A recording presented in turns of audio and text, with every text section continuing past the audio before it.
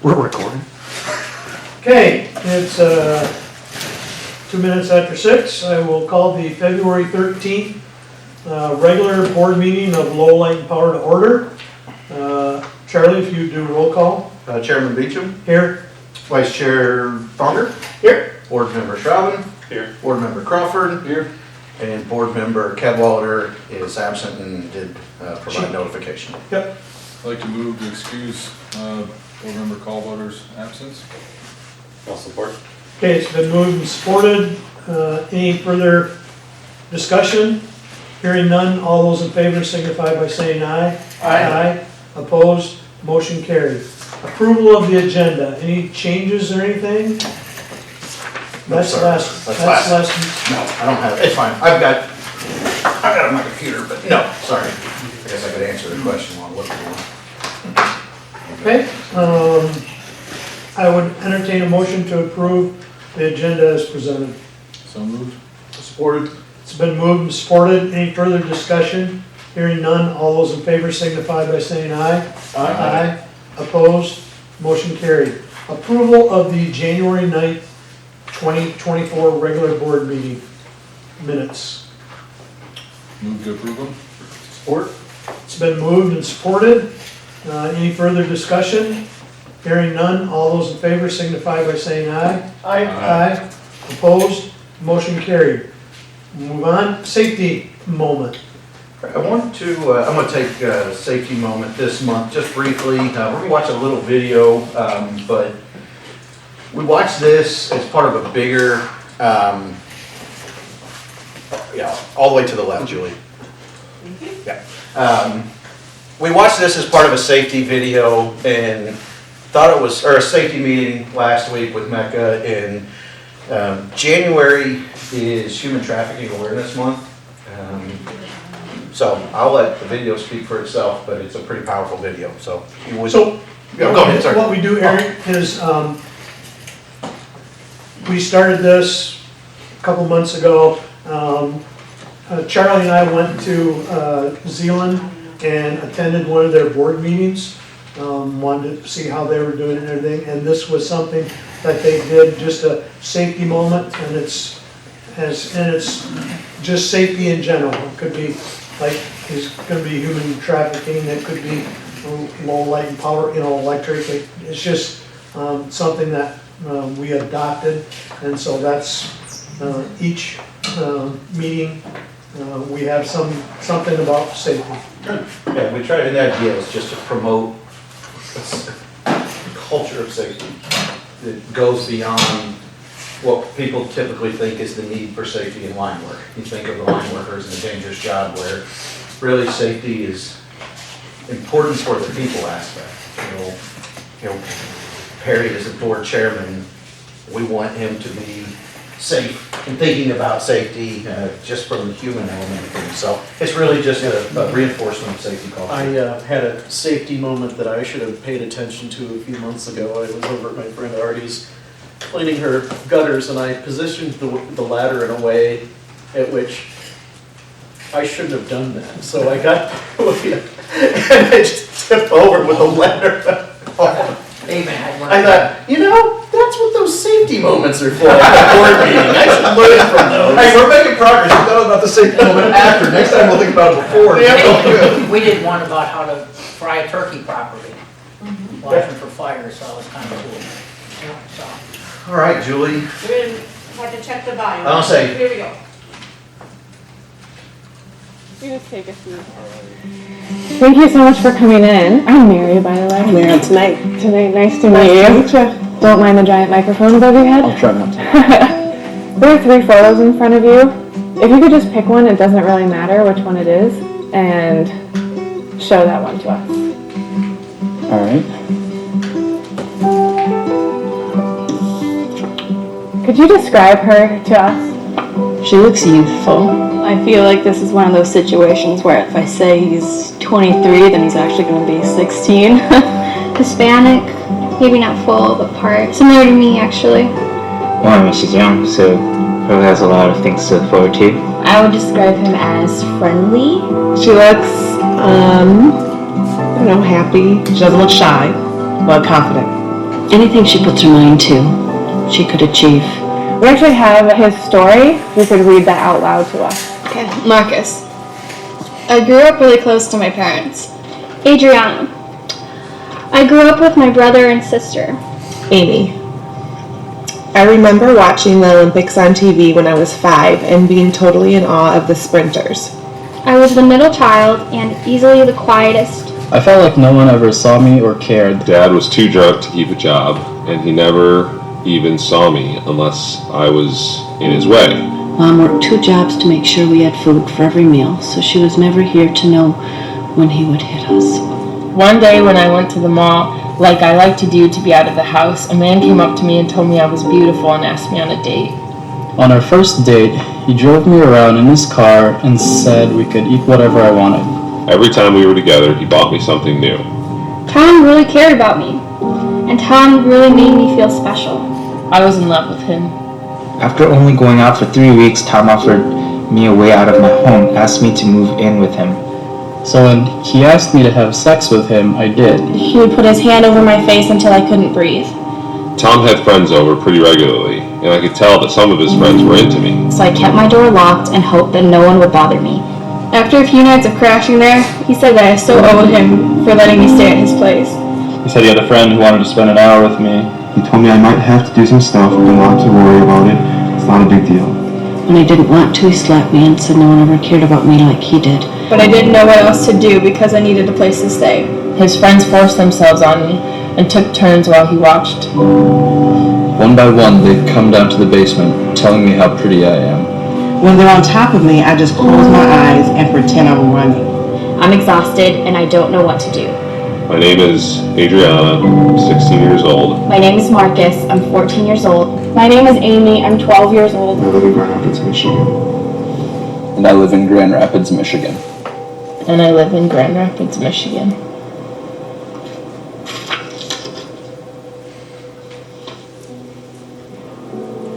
That was very different than what I thought. Especially because, like, being a girl and imagining, like, if that was me, like, that's, I don't even know, I can't even imagine what that would be like. She deserves to be a kid, just like what she is in this picture. It being so close to home is something that makes me want to jump out of this chair. I wouldn't think that Grand Rapids is a place where anything like this would ever happen. Because you don't want it to happen to anybody, and you really don't want it to happen to people that live where you live. Thank you for sharing her story with us. I'd like to show you something if you wouldn't mind taking her picture and following me to the gym.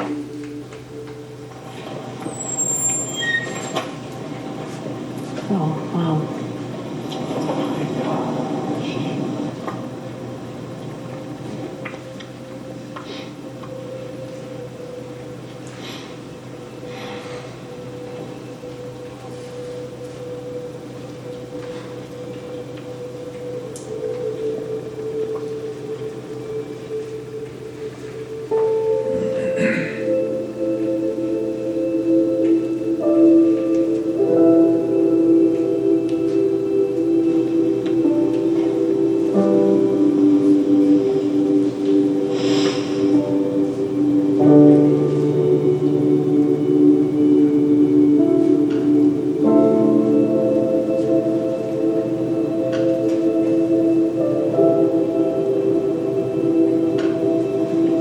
I expected something certainly a lot smaller.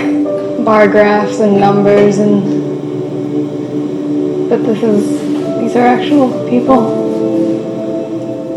I don't know, in like my world, in my bubble or whatever, we don't talk about this. It's not something you think about. You know, what we see is only on the surface. I mean, looking at this, sex trafficking doesn't have any discrimination, that's for sure. Ages, genders, can affect anybody. It hits you right in your heart, your gut, your stomach. It's like, wow. Now it's like I feel like I have this weight of responsibility to see how I can help. Changes through greater awareness and making people realize that this does happen here and will continue to happen until we decide to make a stop.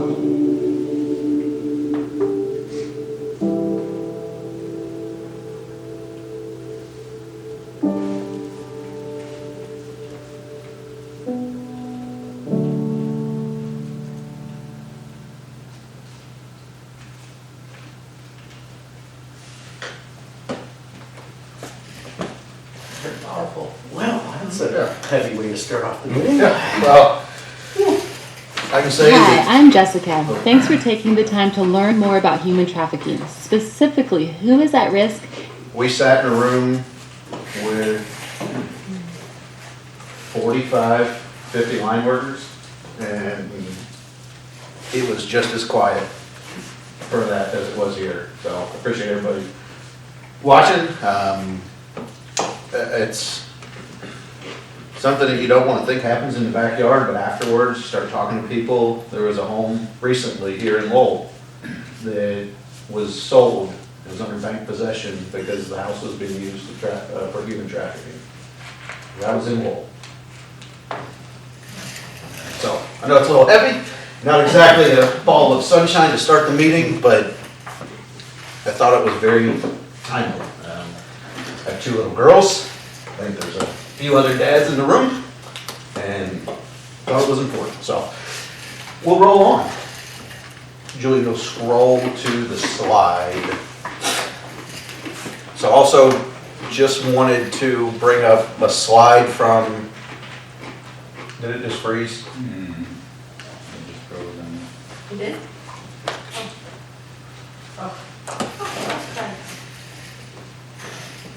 She was stolen from its pedestal at a Kansas park last month, later found burning in a trash can.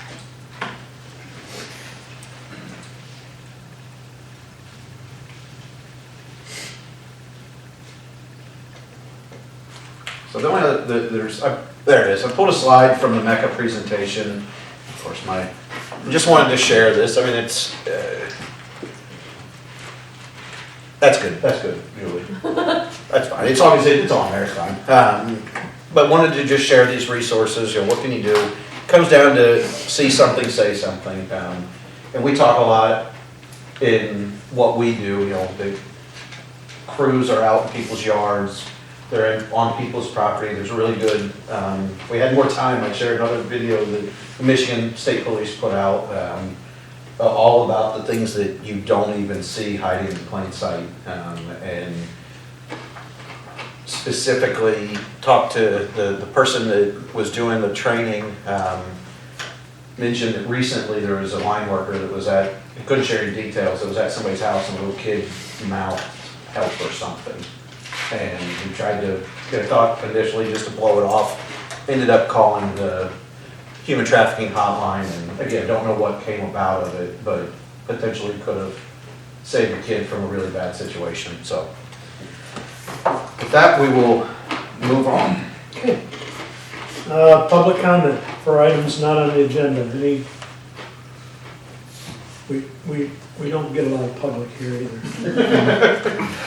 Unless we've done something really bad, then we. Do you want to fill a room? Yeah. Action items. We'll move on.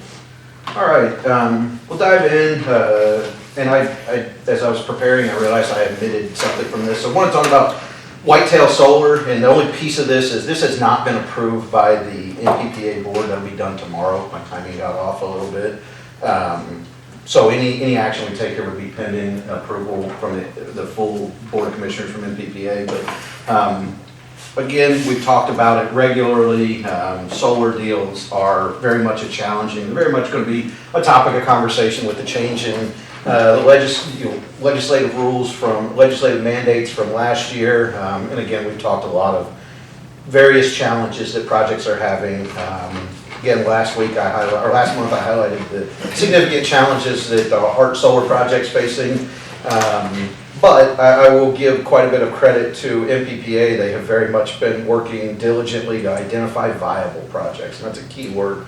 And kind of twofold at this point, hedging against projects that may never materialize and come to the grid, and then also just in general, we need to continue to improve our renewable position, and I'll show some graphs of our power supply here shortly. But what we're here tonight to consider is participation in the Whitetail Solar Project. The Whitetail Solar Project is a total of 145 megawatt project located in, I'll never pronounce it right, Washington. I don't really know, not my, Washington. I'll ask the native Michiganders how that's pronounced. It's clearly a Native American name, so, but yes, it's a Washington Tall, whatever. Yeah, there's actually T in there that throws me off. But it's located there, it's a 140 megawatt project. Our recommended offtake is only about a half a megawatt, 0.45 megawatts. Again, you can see the total financial commitment over 20 years. I know that doesn't give you a lot of context, but what I can say about the pricing is it is more competitive than other projects that are being pitched to MPPA. So right now the market is about $5 to $6 a megawatt hour higher than the price here. A couple other things that make this an attractive project is the commercial operation date. This is a very much an advanced queue project and is slated to come online June of 2025, which is very attractive. The developer is Ranger Power.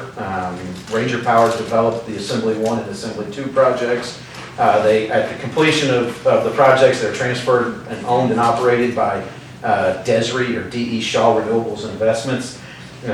That's a very attractive aspect of this project because they're a trusted partner. We've had challenges with counterparties. So the work that has already been done with the PPA, there's an established relationship there which made negotiating this PPA more streamlined. Another thing that I think is really unique to this project is it originally came about through an RFI or an RFP that Lansing Board of Water and Light put out looking for. They put out an all fuel generation proposal, basically just looking for people to submit proposals for generation, and this project rose to the top of the solar stack. And with that, of the 140 megawatts, MPPA, if everything goes through like we anticipate, MPPA will be a 25% or 25 megawatt owner in this project, but the other 115 are all going to Lansing Board of Water and Light. So this would be an 100% public power project, which again doesn't necessarily change the electrons that are coming off of it, but it is, to me, I think it's an interesting aspect. Everybody that is taking offtake is very much aligned in our business model, so that's an attractive aspect. And then Perry and I spoke yesterday about, I want to highlight kind of our power supply. And Julie, will you scroll to the next page, please? And then we zoom out one click. Yeah. Maybe more than one. Yeah, somewhere around there. So I wanted to just highlight in general our overall power supply, and then I'll dive a little bit more into our renewable portfolio. But bring up, and I start with 2025 because this is when the project would come in line. It's also when we're going to see, and I can send this to you, Craig, if you want. Oh, okay. But your green here is your Campbell. Red is Bell River, and I'll start kind of highlighting those. What you see is, obviously we've talked about Campbell a lot, even though there is talk of trying to resurrect Campbell. I don't think there's going to be any involvement from MPPA if it does go through, but I don't know. We haven't talked about it. So, No, go ahead. So in the Grand Rapids Press, I don't know, Sunday or whatever, was on the front page. It has since been in the news several times. It was in the news again yesterday. There's a group in Ottawa County that's trying to stop the decommissioning of Campbell plant and then purchase the Ottawa County, for their ratepayers, purchase Campbell and run that. And so they're kind of in the beginning stages, and I talked to Charlie about it, and you can read some of it online. You can read again in the Grand Rapids Press. I didn't bring it with me, but it was kind of, to me, it was kind of interesting. But once you get Charlie's expertise into it, there's certainly a lot of high hurdles that they would have to jump over in order to make that happen. Is that still a coal burning plant? Yes. Yes. But would it be in an effort to do what they're doing over at DTE, turn it on natural gas? They No. would run it as They are looking, yeah, there's no, from what I saw, there's no talk of refueling it to natural gas. And as Perry mentioned, I appreciate the claim of my expertise, but this is a very unique situation. I see it, Casey and I have talked about it quite a bit. I see a lot of challenges to making it happen. I ultimately don't see, if it does happen, I couldn't imagine a situation where we would desire to continue to be an owner in that facility. And it's nothing against who would be running it, but we try to transact with well-established, MPPA has guidelines on who they can transact with and who they can't transact with, and I'm not sure this entity that doesn't exist right now could meet the minimum thresholds to even be transactable but I don't know. It's a ton of speculation. And a few of the people have some ties with the Ottawa Impact Group, but it really doesn't talk so much about the impact group. It's more, it's just more somebody, they're seeing the same thing I think that we are seeing, or MPPA, is where are we going to get the power that we need? And when that's decommissioned and everything, and they're looking at the same thing. Where is our power going to go for our ratepayers in Ottawa County? And so, that's just where that is. It will be an interesting saga to watch and keep to follow, because I couldn't imagine it. I mean, the timeline is going to be wildly challenging. There's a lot of major hurdles, as you had talked about. But so this is the Campbell project. Currently, it's slated to go offline May 30th. End of May. Yeah, end of May next year. So again, you see from 25 to 26, our Campbell drops off. What you also notice is so these two bottom ones are our two coal plants right now. This coal plant goes away, and then across 26 and 27. Bell River will be converted to a natural gas plant, which is why you see it go from, you see that reduction, then you see a big reduction again, and then it stabilizes. And that's a hold forward kind of mark at this point, but anticipating that transition to natural gas, creating a lower capacity factor on that, it won't run as much, it won't produce as many kilowatt hours or megawatt hours as it did Bell River. Then we look at the Affect project. It's a small project, natural gas plant in Ohio. It stays fairly stable. Go ahead. But the project that's out of Ohio, we own it, but we're selling that. We're not capturing that power that for ourselves. We are actually selling that on the market. Yeah, so absolutely. So Affect is located in PJM regional transmission operator footprint. So yes, we actually sell off those, and it ends up still producing a similar amount. But yes, you're absolutely right that is not kilowatt hours that we count towards our requirement. It's revenue to offset expenses to meet our requirement. So yeah, that stays fairly consistent. And a lot of your natural gas ones are how much output we get are based on forward curves on gas pricing. So everything's obviously speculative. Then we get into our renewables. This big orange chunk is our renewables, and you can see it's holding somewhat steady, and some of these numbers look a little off. But we see some increase, and we don't have a ton of contracted PPAs getting added right now. In addition, that's what I was missing. I forgot how I drew this up.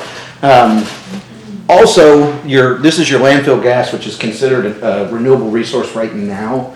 I'd have to look at how the law is going to change that, because it's a carbon emitting resource, so it won't count towards our clean requirement by 2040, but it does produce renewable energy credit, so we can apply it towards our renewable goals. If you'll remember, the legislature established renewable goals that by 2035, we have to be 80% renewable, then by 2040, we have to be 100% clean. And there are two different distinctions there. When you go clean, it allows for carbon sequestration through natural gas. It allows some other resources, pieces of nuclear, things like that, that fall outside of that renewable bucket. But what you'll know, and we'll get into a little bit more detail in renewables, but this is what counts towards our renewables. And then you'll notice we just have contracted bilateral transactions in the purple, and those are essentially market transactions that we enter into on an annual basis to improve our hedge position. And in the big piece, as you had talked about, where are we going to get our power from? These two blue bars at the top are really our net open position. This one's not identified as an open position here. It's what we anticipate to get out of the Kalkaska plant, but technically these two make up our open position because Kalkaska is economically dispatched. So if we can produce power for cheaper than the market, we run it. If we can buy power in the market for cheaper than we can make it, we buy it. So it's complete. It's an economic hedge and a really an operational hedge that we can kind of cap our, with that we can cap our market exposure because we know that for the output of that facility, anytime the market goes over that, we have a certain insurance that we can produce power at a cheaper rate. So this is really our open position. And as you can see, as Campbell drops off, as Bell River is repowered and we get significantly reduced output from it, our open position grows significantly over time. We'll be obviously working on that. Open position in 26 will be the next focus because currently we're sitting about 60% hedged, and in that window we want to be about 65% hedged. So we're slightly under hedged in 26, but there will be transactions that come, bilateral transactions to improve our position in the hedge window. We do that every year. We approve hedge transactions just to get price certainty to a certain level in each year. So if you'll scroll on to the next, I want to dive into this piece a little bit. So we're going to focus just on the renewables because ultimately by 2030 we have to be 50% renewable. But inside of here, and again I won't talk much about here, but I did want to highlight whitetail solar is this top one. So we're talking about a very small percentage of our overall renewable piece and an even smaller percentage of our overall need. And then as far as that open position, whitetail fills in year one about 3.5% of our open position. As our open position grows moving forward, it ends up being about 1% of our open position. So this is just another layered transaction in a list of diversified renewable transactions and not the end. We need to continue to add and add and add until, and what we're looking at now at MPPA is how much solar can we add before we run into situations where we actually have too much solar during certain hours of the year. We have to balance power 8,760 hours out of the year. So if we put a ton of solar on there to meet an annualized need, yeah, we might get the RECs, but during those hours, we're going to have more power than we need, which means we're going to force ourselves into an arbitrage situation that could be positive, could be negative.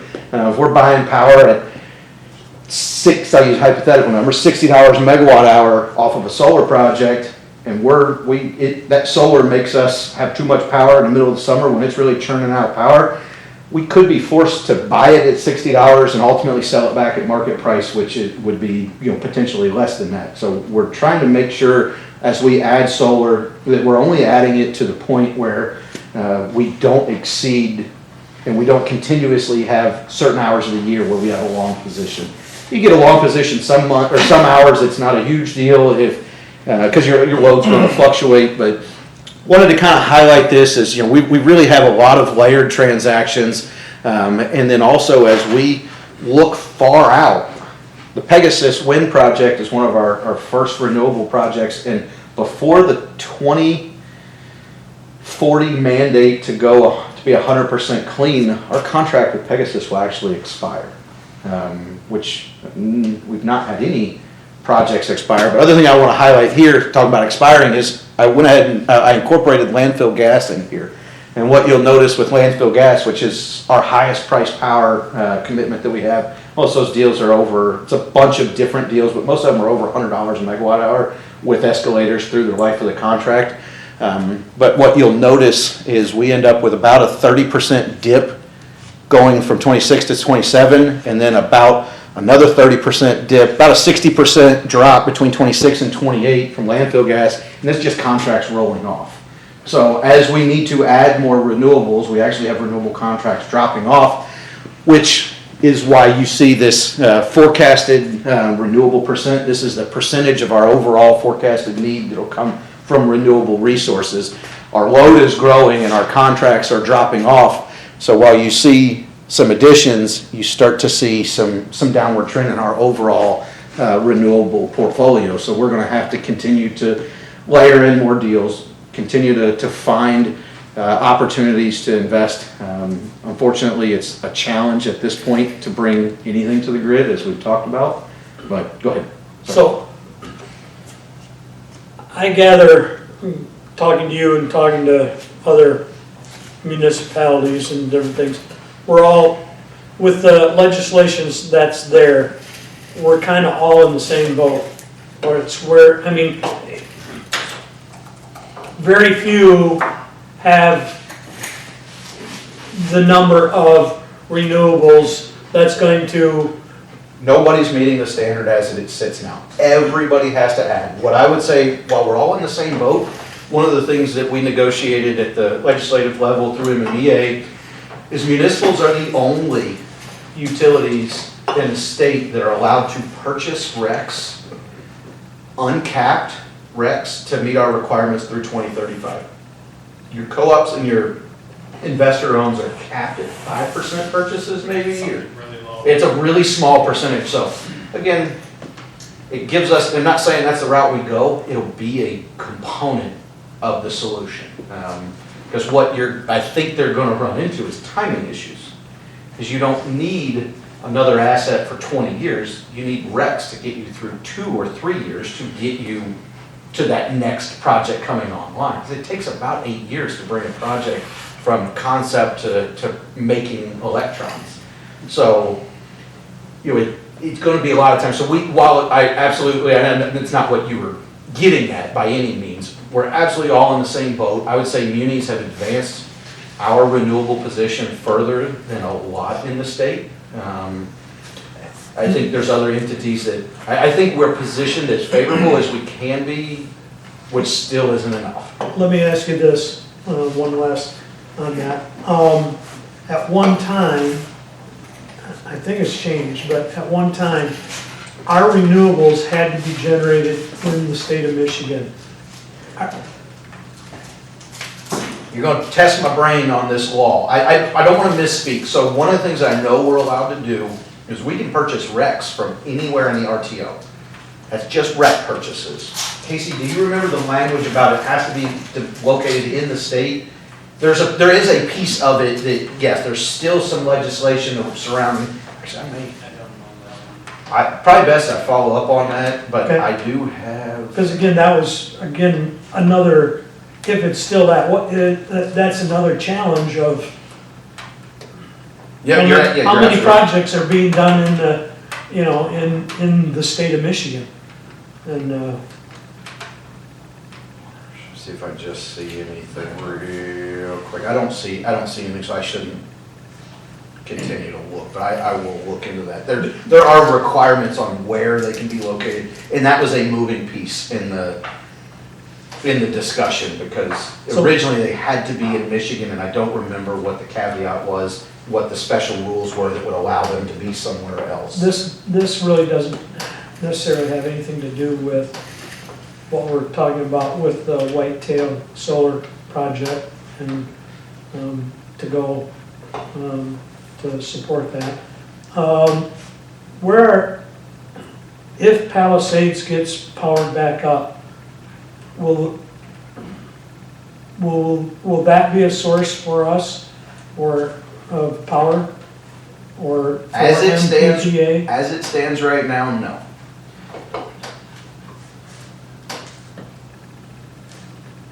there's things that you can't It's not talk about. impossible. I get There's it. things that I want to say, it's not that I can't, I'm not sure it's wise. Okay. But I'm gonna say them anyways. I personally have major problems with the state allocating $300 million plus another $1.5 billion in federal money, and a third of the power as it currently stands is gonna go to Indiana. Right now, the way the deal sits, 2/3 goes to Wolverine and a third goes to a co-op, the co-op organization. I'm thinking, I don't know all the details, so I shouldn't speak factually, but I believe it's the Generation and Transmission Co-op in Indiana. I don't think Michigan dollars should go to supporting, to subsidizing low-cost power in another state when the only reason it's being repowered is to provide grid stability to Michigan. I'll leave it at that right now. But I'm thinking that we've got some very important conversations, and we talked about some legal conversations that need to happen. So, will these types of discussions occur at your legislative rally in the end of February? Absolutely. Yes, end of February, we plan on talking with federal legislatures. We have it's going to be probably a bigger focus at the state legislative lunch. It is in April, I believe. I'd have to look at my calendar. But we're going to hit this one a little harder at the state level, because to me, it's more a state issue. That state funds are and I don't know how they're being carved up, and maybe the state has a very good answer, but on paper, I see $300 million that's been requested to support Palisades from the state budget, and a third of that power is going to Indiana. Wow. So that doesn't even put, there's a possibility that doesn't even put Michigan Public Power Association in the position of even negotiating a contract. No, the PPA side. The PPA is inked right now between Holtec or whoever's their operating subsidiary and Wolverine Power and this co-op in Indiana. The deal's inked. We used to have Wolverine. Right. So, yeah, I would, well, like you said, it's not necessarily relevant to this, but it's very much relevant to the power discussions that we're going to have in Michigan. And it certainly would be very attractive if MPPA had the luxury of receiving $300 million in state subsidies to subsidize our power. But I've not seen anybody looking to hand out money to us to the tune of $300 million. So, Okay. But yeah, whitetail, again, you see that our overall position, again, this is a really small project, and a lot of this is a hedge against the HART project that we talked about, the problems.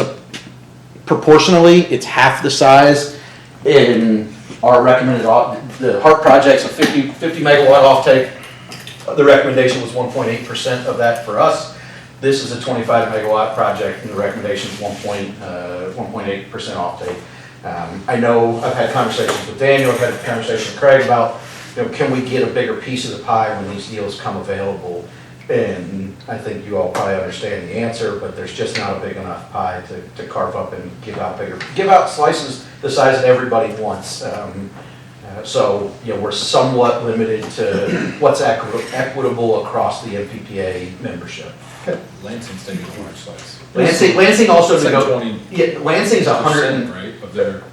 They're 115 megawatts of this project, but Lansing also. Their annual is like 500. I don't know what their peak demand is or anything. I'm not sure, but I'll say Lansing negotiated this deal outside of MPPA. Lansing is big enough that they have some negotiating leverage to be able to negotiate their own deals, which is fairly uncommon in municipal world. In Michigan, when the landfill gas contracts came about, there were some individual utilities that negotiated their own deals there, but not something that anybody outside of Lansing typically does. And then on this chart, our aim on this chart's 100%. No, I'd say 80 by 2035.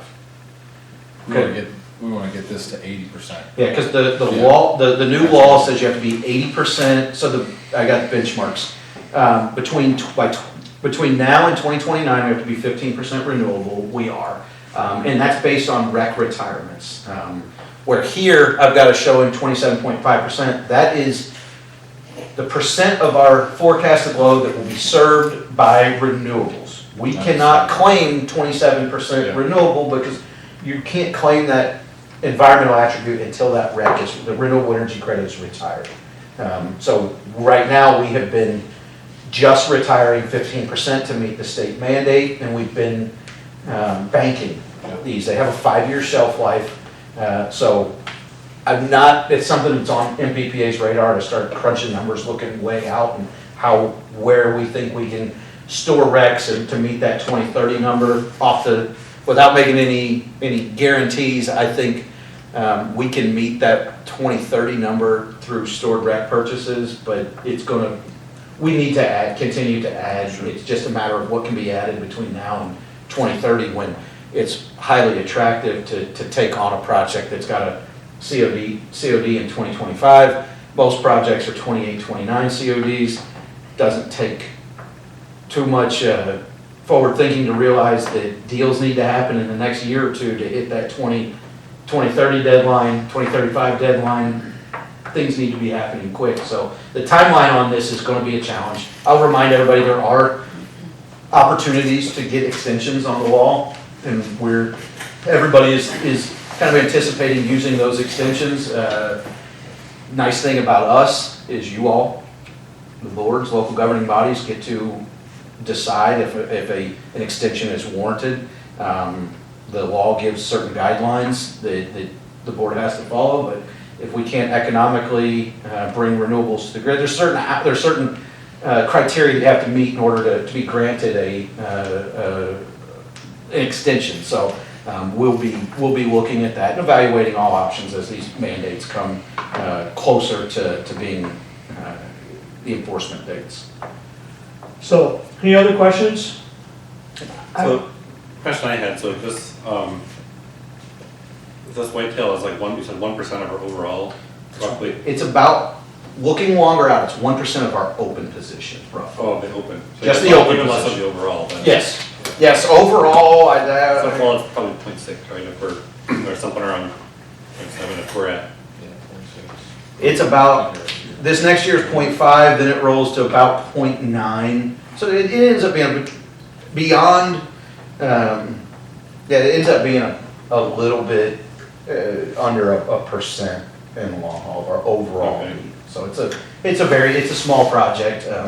It's also part of that strategy to layer in lots of transactions, diversify amongst developers, diversify amongst geographical locations, diversify amongst contract structures, contract links. There are a lot of pieces that try to diversify against and try to avoid put too many eggs in one basket, like we're dealing, or we're dealing with Campbell and Bell River right now, when half of your energy supply comes from 2 projects and they're both being shut down or repowered over the course of 3 years. You can see on the previous slide what it does to our open position. So is that sort of the plan going forward, is to have, I mean, here we see like there's what, 8, it looks like, projects under like 20%, and so it's going forward, are we going to be looking at having like 50 projects to make up our 100%? Or something on that order, where we're going to have a whole bunch of little projects? Yeah, the idea, I wouldn't directionally, I'd say yes. Precisely, I'd say I can't answer that. But yes, directionally, the idea is to have diversified transactions. The question is going to be what other new technologies that, because we can also we can't take solar to 80%. Of our overall. We'll end up very much long on our need in the middle of the summer and very much short in the winter.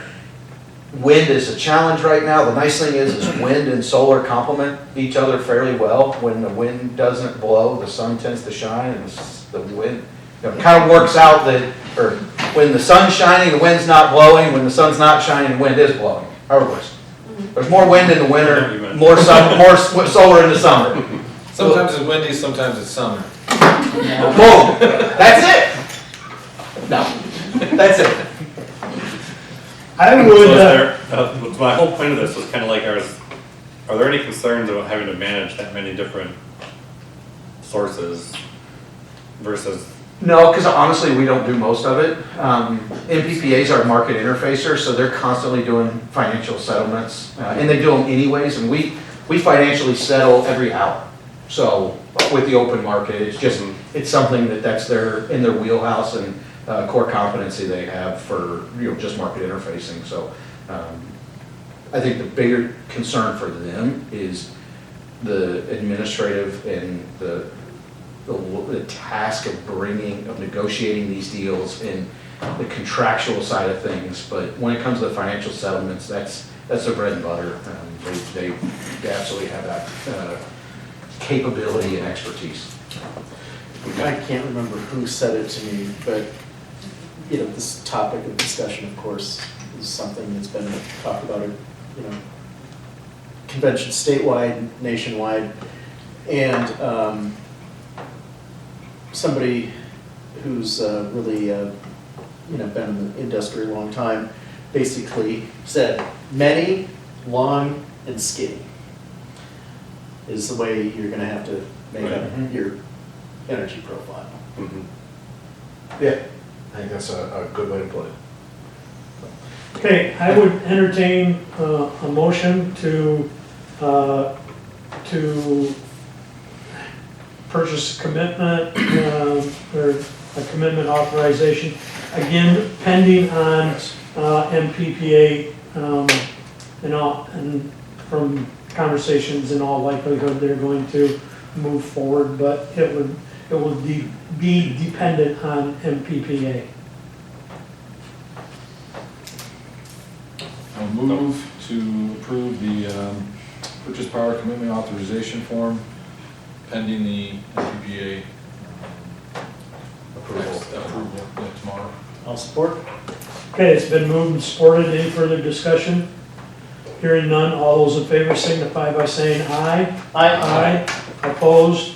Motion carried. I have one question for you. Yes. Are you comfortable having this, while we're talking about power, having a short discussion about what you and I have? Yeah, I think that's absolutely fair. Harry and I have talked a lot. I think everybody. So I say, should we put it as should we amend the agenda and add it as an agenda item? In Sure. case there's action at the end, so I don't know exactly how that I don't works. think there's gonna be any yet. All right, so I think it's a consensus discussion, not an action. I'm not looking for any kind of action. I'm just looking for, because we're talking about power. So, unless you've been living under a rock, most of you are aware of the project that is looking to happen out by the expressway, the big commercial development. And it's moving forward. The township received 7.2 million. 17.5 million for their assist in their sewer connections and different things.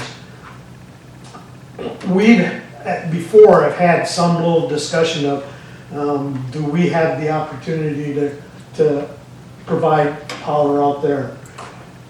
We've looked at, if you read some of the developer, what they're talking about, and again, when we're looking at that chart and how much power and where that power's got to come from, we're using, we're up to 18? Just under 18 megawatts. 18 megawatts. This project are requiring 200 megawatts. The first phase probably like 50 megawatts. It's hard. It's going to grow over time, but yeah, I think to start, you're probably 10, 15, quickly trying to push to 50 with the ultimate goal of, but they're marketing up to 200 megawatts available, which to me, they're trying to attract a single large developer, or a single large manufacturer, or a couple large manufacturers. And I'll just give you my take on that. Could it be a great possibility for Lowell Light and Power to service that, and then that could help with the rates and everything? Yes. There does have a possibility. I'm more leaning towards the pessimistic that, and we've talked about it too, if you have one or two of your biggest developers or users of power in a largest percentage going to one particular identity, and if that identity should fold, go under, move out, or whatever, that would put you in a huge precarious predicament, that to have that one user leave or fail or whatever the case may be. It would diversify. And again, the other is, so, you know, now all of a sudden if we committed to that, and Charlie can go into much more detail, but I'm just giving you the layman's looking at it. So if we're looking at this and we have to have, you know, 80% renewable by 2030, and we're adding 200, we're adding 200 megawatts. And we're at 18. Now, Yeah, where the that's heck like is how that many gonna come times? from? I gotta, And can't do the math, but yeah, 9 times. And the other 90 is, times. if we could service, so if we ran lines out there and we could service everybody from here to there, okay, but we can't. We're basically just running them out there to service that one particular development. And I just, the more I think about it, and the more, not that we couldn't, but the more questions arise than going like, oh yeah, we gotta do it, you know. And I'll let Charlie go from there. Yep, go ahead. Yeah, no guarantees and what's going to happen. And yes, the slightest economic downturn, statewide or even nationwide, could put us in a very bad Or could put, I don't necessarily, there'd be guarantees and different things, but would put our other ratepayers having to really foot the bill. Yeah, it comes down, there's a lot of, the risk profile is very challenging. It's exactly what you said. There's initial costs. We can shore the risk up. We can improve our risk. There's risk mitigation strategies that we can, deploy or use during this. The problem becomes it would be not very attractive to the developer to have to meet our risk mitigation requirements to have us do it. And I don't think anybody wants to be the deterrent to seeing something, because even if we don't serve that load, the direct load, there's a lot of jobs that are going to be created there. There's a lot of homes that are going to have to be built to support that. There's a lot of business, there's a lot of industry, there's secondary suppliers, or second tier suppliers, third tier suppliers. There will be opportunities for us to benefit, our customers to benefit from that, more indirectly, but also further away from the risk. And what we would have to do from a power supply management perspective, in my opinion, has the potential to be a deterrent in the marketing of that project. I'm happy to go into all the details if anybody wants, but And now's not necessarily yeah, the but time and the place to do that. it comes down to, we have infrastructure challenges, we have power supply challenges, we have securitization challenges, and ultimately, our current, we just don't have a big enough customer base. We have customer concentration risk. There's a lot of things in there that we just have to deal, we would have to mitigate through, and by mitigating them, it would put more on the customer. It would be a bigger burden on the customer, and ultimately could potentially make that site less attractive. And I hate to say it, but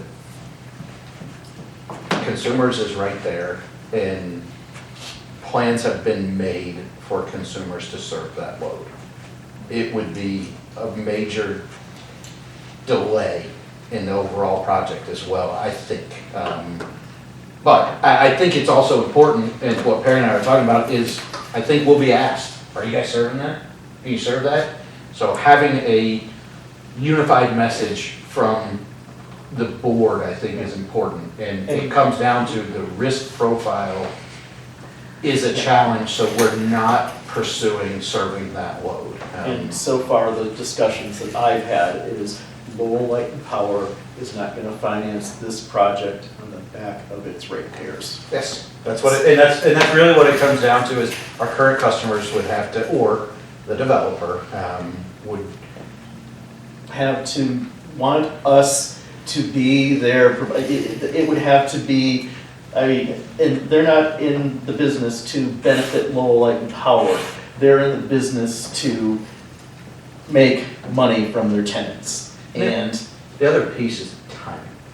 It's not gonna, you have to prepare to, if we have to prepare to serve 200 megawatts, we have to have infrastructure in place to serve 200 megawatts. It's hard to recover the cost to put in infrastructure to serve 200 megawatts from a 20 megawatt load. It just, the math doesn't work out when you're trying to pay for, you build something to serve 200 megawatts, and you've got 20 megawatts of actual load, because it will eventually get there, but is it a 10-year process? Is it a 15-year process? Is it a 20-year process? I don't know what the timeline would be, and nobody does, because they just started marketing the actual property a couple weeks ago. That's what the developer said. marketing, and there's nothing inked between Lowell City and Township. You guys have your hurdles to cross with that, and I'm sure the city of Lowell doesn't want to finance this project on the backs of water and sewer ratepayers in the city. So, good luck, guys. But again, I felt that we need to at least start having some kind of conversation, because maybe I'd like to be that big and be able to handle all that and everything, but I think. We have to stay in our lane. At the end of the day, this is way outside of how large this system has ever been or ever could be organically, just in closer to town. Yeah, it's a big risk. Well, I don't know if we want to stay in our lane, but we just definitely want to swerve, right? I mean, we're talking about doing this to kind of meet that customer's demand, and that's where you lose control, right? Yeah. And so I think, our goal is to stay in our lane, but we want to move as we can, but still maintain control of what we got, so that's. I think that's a good way of putting it, is we want to grow, be aggressive, but to the extent that we can maintain control. And we don't shift unnecessary risk off to our existing customers. Yeah, so it seems like to do this, we'd have to focus a huge amount of our attention on preparing for that, and what does that do to the rest of our customers in terms of delay, maintenance, and upgrades or whatever, so. I see what you're saying. I mean, I don't think they'll even really look at us. The positives that we discussed back when I first started, and Steve brought it up. Hey, just so you know, down the road, they might look at this. It would, at the time, I think he quoted like it could double our overall serve, like what we run. So we go from 9 to 18 or up to 20. And the only positive was, well, if we got all the way out there, we'd be close to getting another ITC, like another radio connection. And so it's like, well, we don't want to pay for that infrastructure all the way to the freeway, then the additional to get to the full radio line. So then we'd be asking basically the developer to cover that cost for us there. They're not going to want to do that. They're not going to. I mean, just like a rock. I mean, it's kind of dangerous for guys to operate those when they fall apart. I don't, probably most of them don't. But when you're saying stick, just explain. Yeah, so these are a switch. It's a fused switch. So there's a fuse inside of this barrel. We have an example of a fuse right here that I can pass around. This is what goes inside of this particular thing. This is the door of the switch. So if you want to pass that around, you can take a look at that thing. And this is what, if there's an overcurrent at this particular location, the fuse melts, it opens up, this thing falls open, and or if we want to just turn the power off, we can use one of our switch sticks that you just hook it in one of these rings and open it right up. I can do it on this newer one because I don't know, I don't want to do that yet, but anyways, that's kind of what is used out there, and we're working towards getting rid of all these porcelain ones just because they fail quite often, and we want that style, the polymer style. They usually never fail unless they take a huge shot of lightning or something like that. And yeah, I guess I don't know what else to tell you about these. Explain where, these are, where the wire comes in, where it comes out, how does that? That's spring. Yeah, so your feed wire comes in right at the top, and then your load wire comes out at the bottom, and when the fuse blows, that's what disconnects the transformer fuse or the line, or it disconnects the transformer from the main line, or disconnects a section of line from the main line. That's their load control device. That's what they're all about. And we do have this one, if you're out there as a lineman, we rigged this one up with strings so you can kind of see, like, the fuse melts when it has an overcurrent, but typically if it's operating correctly, that's what would happen. It falls open. What does a squirrel hit when they get fried up there, Ryan? Squirrels usually are climbing around on the top of the transformer, and then there's a little, the bushing on the top of the transformer is not very long, and if a squirrel stands up and touches the, right where this wire that comes out of here goes down to the transformer, then it makes that connection, he shorts himself out, and it's bad news for the squirrel. If we put an animal guard on that bushing, it does increase that distance and typically don't have issues, and then also that black wrapping material on the pole below the transformer keeps them from getting up there, but yeah. Any other questions on these? So Was that a ground wire on the other side of the fuse I saw on the bottom? Is that what that is? Ground wire. On the fuse? That's just the tail of the fuse. Gotcha. So you can connect it down at the bottom. Oh, I see. Yeah, that's where your actual electricity flows through that. That's just size for that amount of electricity.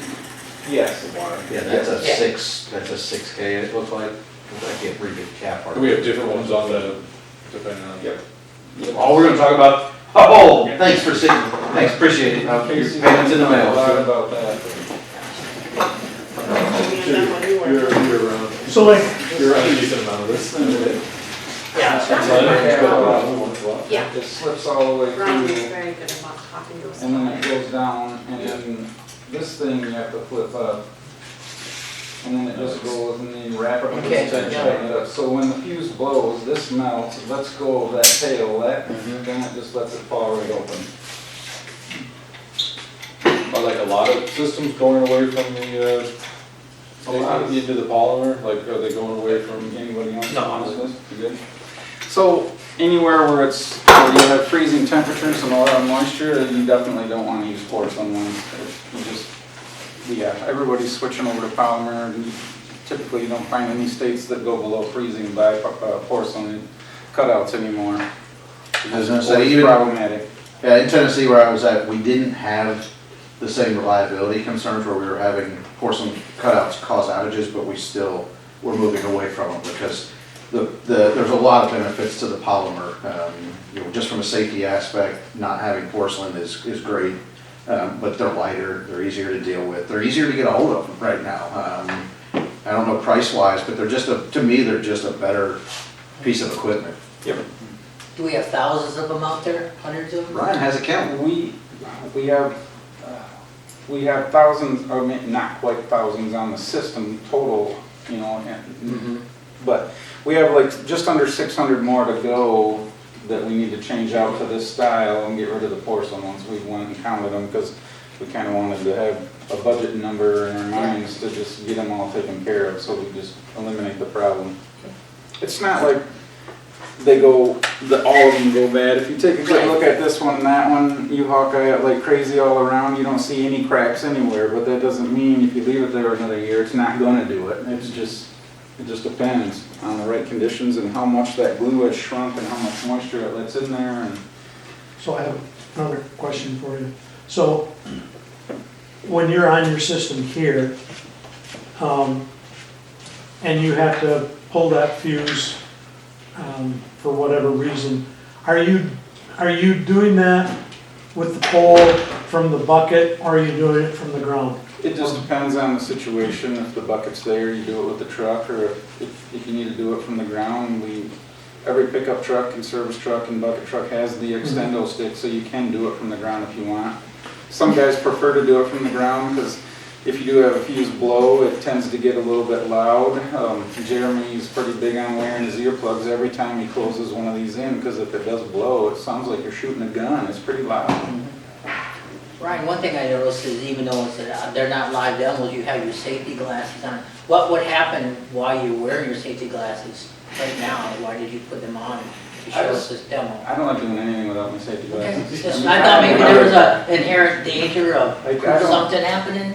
Just even do a 9/11. I mean, broken porcelain. I applaud you for wearing them. Broken porcelain's razor sharp. Okay. You never know. I mean, we have a broken cutout right here that we glued back together. If it falls apart and just lands on the table and stuff flies everywhere, I don't know. Be prepared. I have glasses everywhere. They're everywhere at my house. I'm not too proud to wear glasses. I sleep with my glasses on.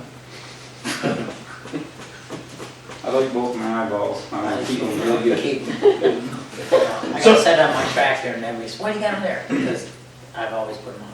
I even go for walks with my glasses on. Okay. It's just to have to. So the reason why I was asking that is because when they participated at the rodeo, the APPA, the big rodeo, they have trucks there, but they're only to put things back. For the rodeo, they do all the climbing and everything. So they actually, when they're doing one of the mandatory things that they have to do is a hurt man, which is either the journeyman or the apprentice. So they actually have to take a stick and they're being timed, and looks pretty easy, but you get a little bit of a wind. They finally, when we were in Minnesota, they threw that out, that they didn't have to, because I mean they were fighting the wind trying to get that, because it's all time events. They have to do it in a certain amount of time, and then what you're placing, whether you get placed, is if you did everything correct, you get points. And then for, let's say if you had a bunch of 100%, then who determines is how fast that they did that timing. Yeah. No, we just needed to do it that way. Yeah. One other thing, actually one of the causes of one of the outages that's on the outage report. Yeah, well, actually, Julie, will you roll to the next slide? Sometimes. This one? Sorry, one more. I think I put them in the wrong order. Yep. Or one more? That one right there. Okay. I put them in the wrong order for Megan.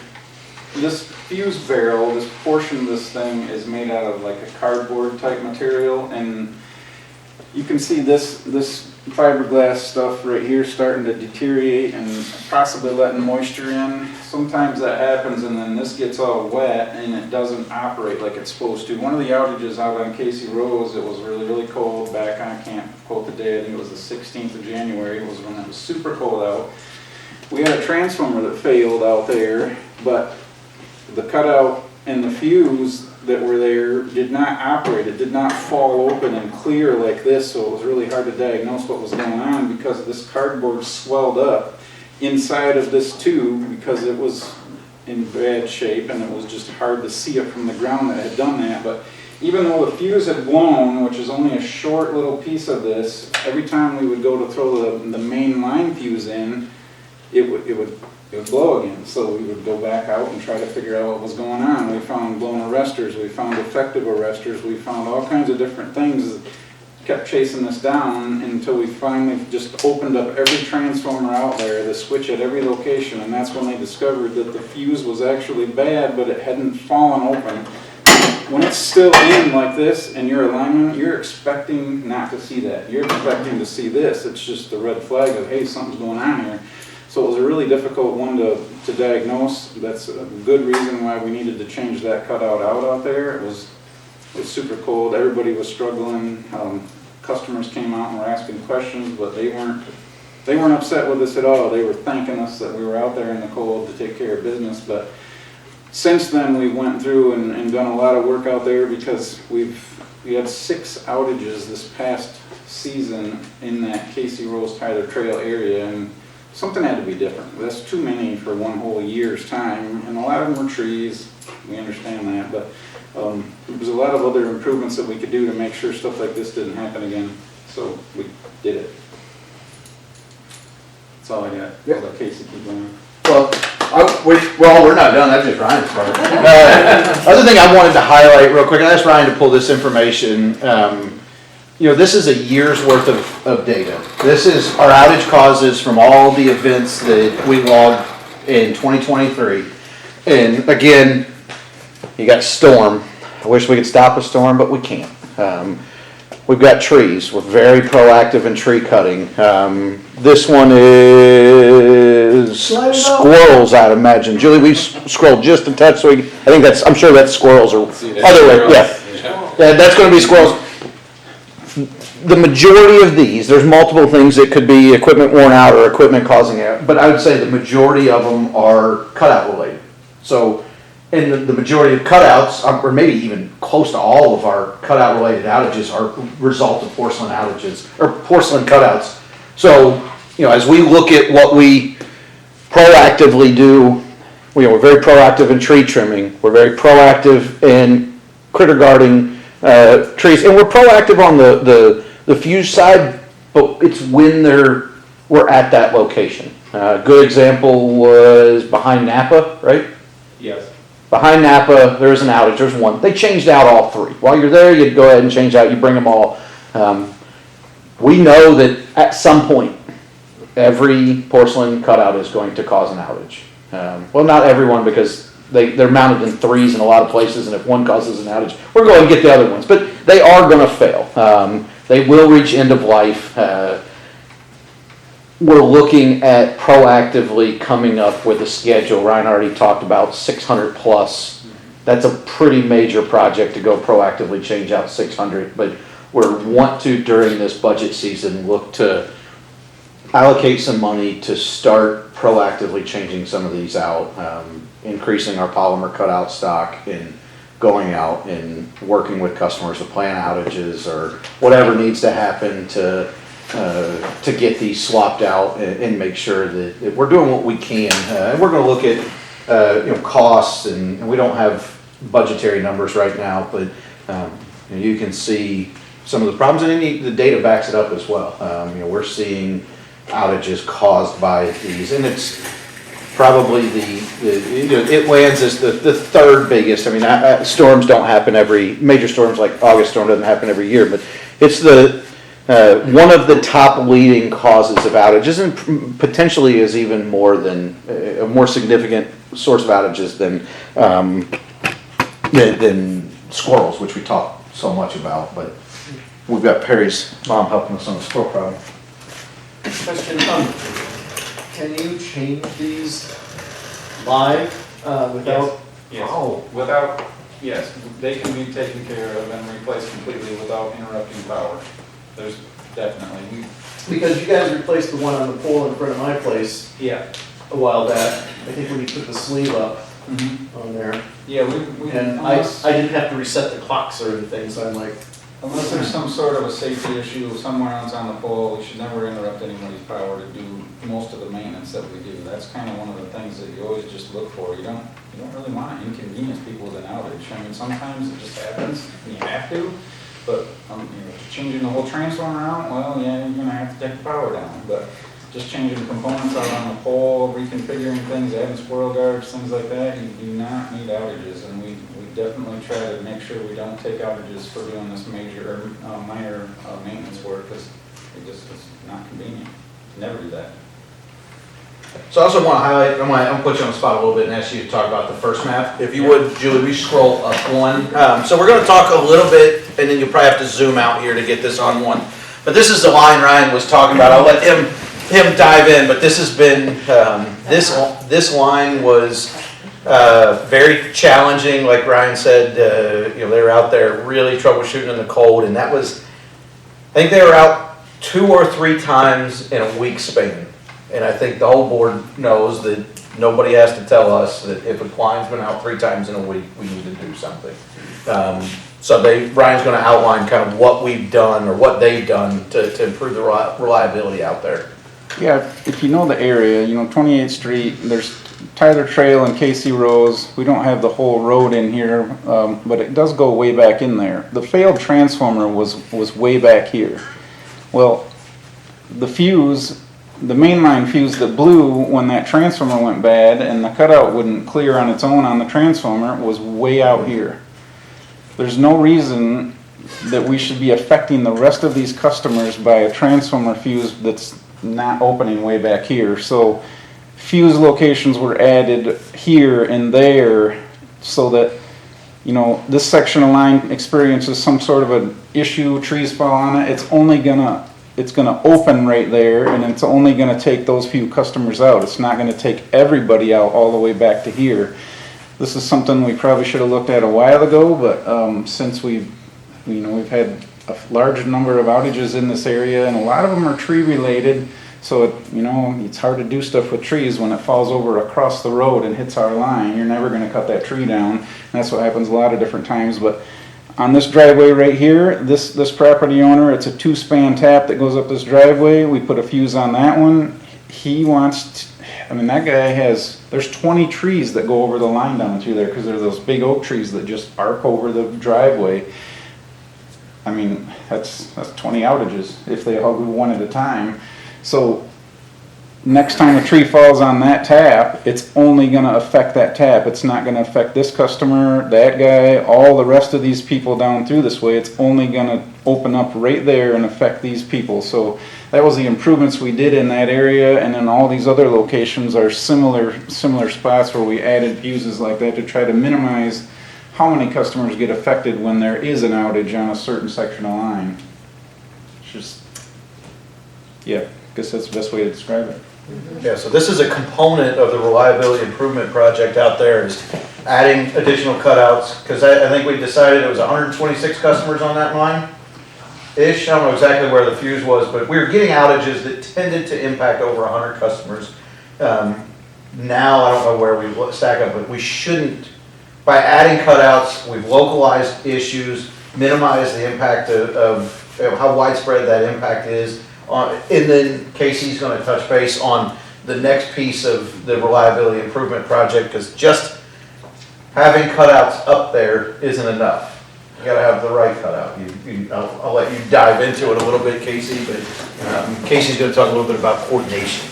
Yeah, so I guess let's go to down. The last slide. To the coordination curves. Oh, you want to do? Yeah, I forgot about. Yeah, go ahead. One more. I think it's the next one. Yeah, this one. Okay. So, many questions I'm sure you have. How many fuses can you put out there? Why can't you put a fuse everywhere? So, the substation, you kind of have to start back at the substation and look at that protective device and how sensitive it is at sensing faults. So this curve shows the substation breaker is out here, 600 amps, is the amount of current that can flow out of the substation. Now, as you leave the substation, you're tapping off from different homes, and as you kind of leave the substation, you're installing inline fuses, like Ryan was showing, to minimize the effect of a fault that may happen somewhere in the system. So what you have to do is you have to kind of layer in fuses, and let's say there's an electrical fault at a transformer somewhere in the system. That electrical fault is basically going to approach from kind of this starting point down here and head towards these fuse curves. And as the current reaches this first curve, it's going to melt the fuse, that fuse element inside that cutout. Yes. Melts this. Yes, it melts that. So I can't read this. What's the x-axis and what's the y-axis there? So you have, time on the left, Okay. and then you have current. Okay. So, no, I should have explained that. Thank you, Craig. So you can have extreme current faults happen very quickly, and they'll be right down here. So a lot of current in a short period of time will kind of approach these fuses down here. But if you have more of a long-term lower current fault, you'll kind of approach these curves up here in this region. So it's kind of like heat. Really, Right. high temperature, for a short time can do as much damage as a lower temperature for a longer time. Exactly. But eventually they'll burn something or not something. Exactly. Yeah, so as you kind of leave the substation, you have different size fuses as you go out to the end of the line. So what you want is a fault at the end of the line. You don't want it to affect these other fuses closer to the substation. You want it to be isolated with a smaller fuse towards the end of the line. And you don't want these curves to overlap at all because, and they do down here because of instantaneous faults, but you want the majority of the regions not to overlap, because then what you can have is multiple fuses blow simultaneously, or you can have fuses blow further upstream and cause more outages. Kind of, not to interrupt, but kind of like Ryan was talking about here, when you see that in, line workers are gonna say the power's on. What Casey's saying is, if the fault is past this cutout, if it's past one cutout, the line workers are expecting that cutout to open up and cause an outage. But if it doesn't coordinate, it can actually back further up the line and blow a different fuse. Right. And typically when you're troubleshooting, you don't go down a tap that has a cutout door still hanging. You do when you tried everything else and you're out there, it's 2 degrees out and it's dark and you're tired and you just want to figure, and you've exhausted all options. It comes down to, there was a door called a cutout door, vertical, looked like it was continuing to make connection, but that inside link had failed. And that can happen again with what can blow out of order and send bad signals to line workers that are trying to restore power. So is there, Ryan, is there ever a situation that a fuse would be in that position and somehow there is current still flowing somewhere? Yeah, potentially, especially with the second one from the left that's all cracked up and it's broken and there's moisture in there. That energy could be going right through the metal at the top of that thing, right to the bracket metal, right to the lower metal at the bottom of that. And if it was bad enough, it could, but typically it's going to also blow it apart. The reason why I ask is because the one across the street from my house was like that for a long time. I'm like, I think that thing's supposed to be up, but it's down. And I never mentioned anything because I figured you guys would be on top of it. And well, yeah, you were, apparently. That's actually been a safety issue, and the rules have changed a little bit. I don't know if their official rules have changed, or if some utilities have just adopted the practice of that's not, there's a term called air gap. It's exactly what you think.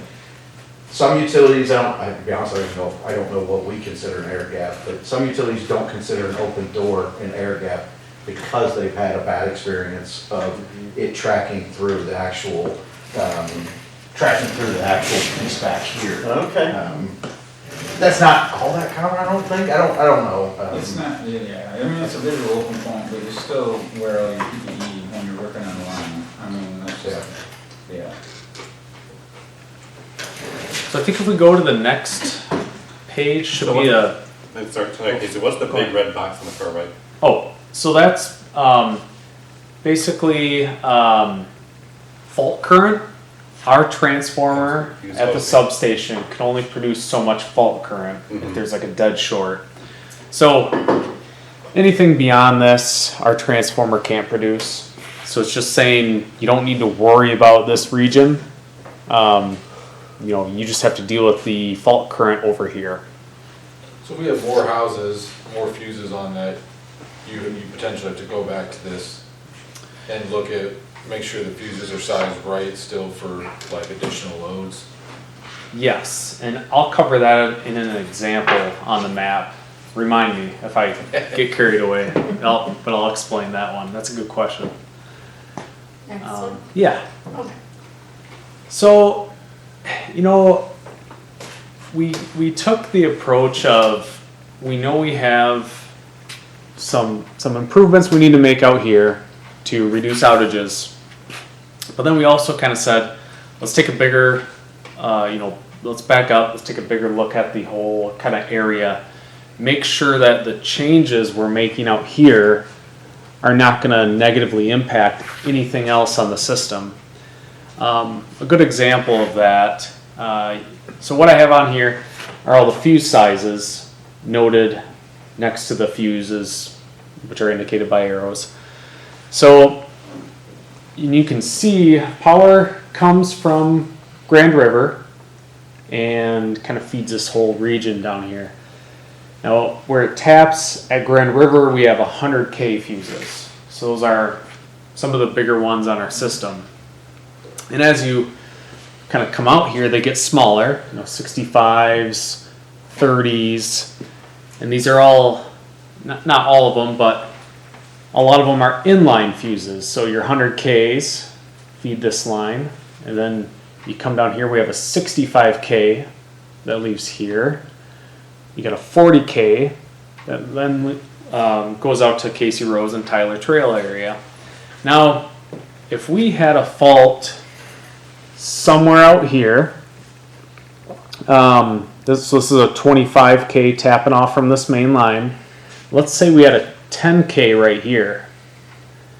This 10K is going to blow every single time, and this one won't blow. So you got to make sure that your fuses are coordinated correctly so that they're not gonna, the right fuse will blow when a fault happens.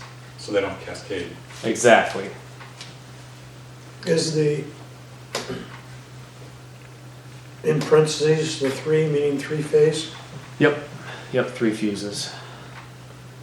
Yeah, so this highlights why just hanging the cutouts isn't enough. Just hanging and saying, cool, we've hung these extra ones. That's the first piece of it. You have to have them out there, but they have to be the right ones. Mm-hmm. Yeah. And that took a much further look. We focused on Casey Rose, Tyler Trail. To focus on that, Casey had to look at the entire breaker, all the way back to the sub, and everything down the line from the sub to make sure that we could have added all those yellow ones are added. We could have added one, but if we put a 25K in a new, hung a new one, put a 25K, and there's still something that doesn't coordinate. A 10K or a 10K. Yeah. Is there a whole city map like that? So you have a graph of the whole city, or is this something you're just starting?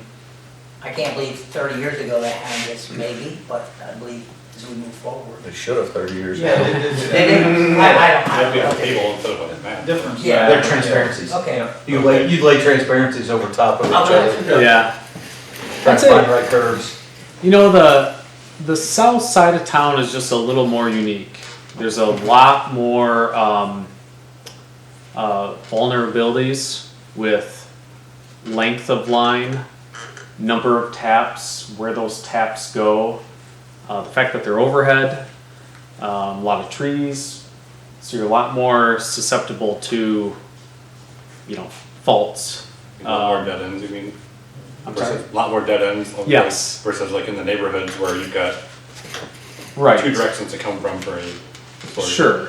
Yeah, there's just a lot of little taps that just go off, and 2 or 3 spans in the woods, and If you think about it, to your point, if you think about it in town, yeah, you hang a transformer on the main line pole. South of town, you've got to go into a property to serve it, so you've got Right. all that extra Mhm. line exposure that's dedicated to a single customer, where you go to the east side of town, there's nothing hardly dedicated to a single customer. And you don't get these lines that go off, you have some, but you don't have as many, every line seems to go off into a more rural area there, more trees, more exposure, just more vulnerability. yeah. And I'd say typically south of town you have 1 transformer per house. It's probably the most common thing. Maybe there's 2 homes per transformer, but you look in town here. I don't know, Ryan, what you probably on average have 5 homes per transformer. 5 or 6, right?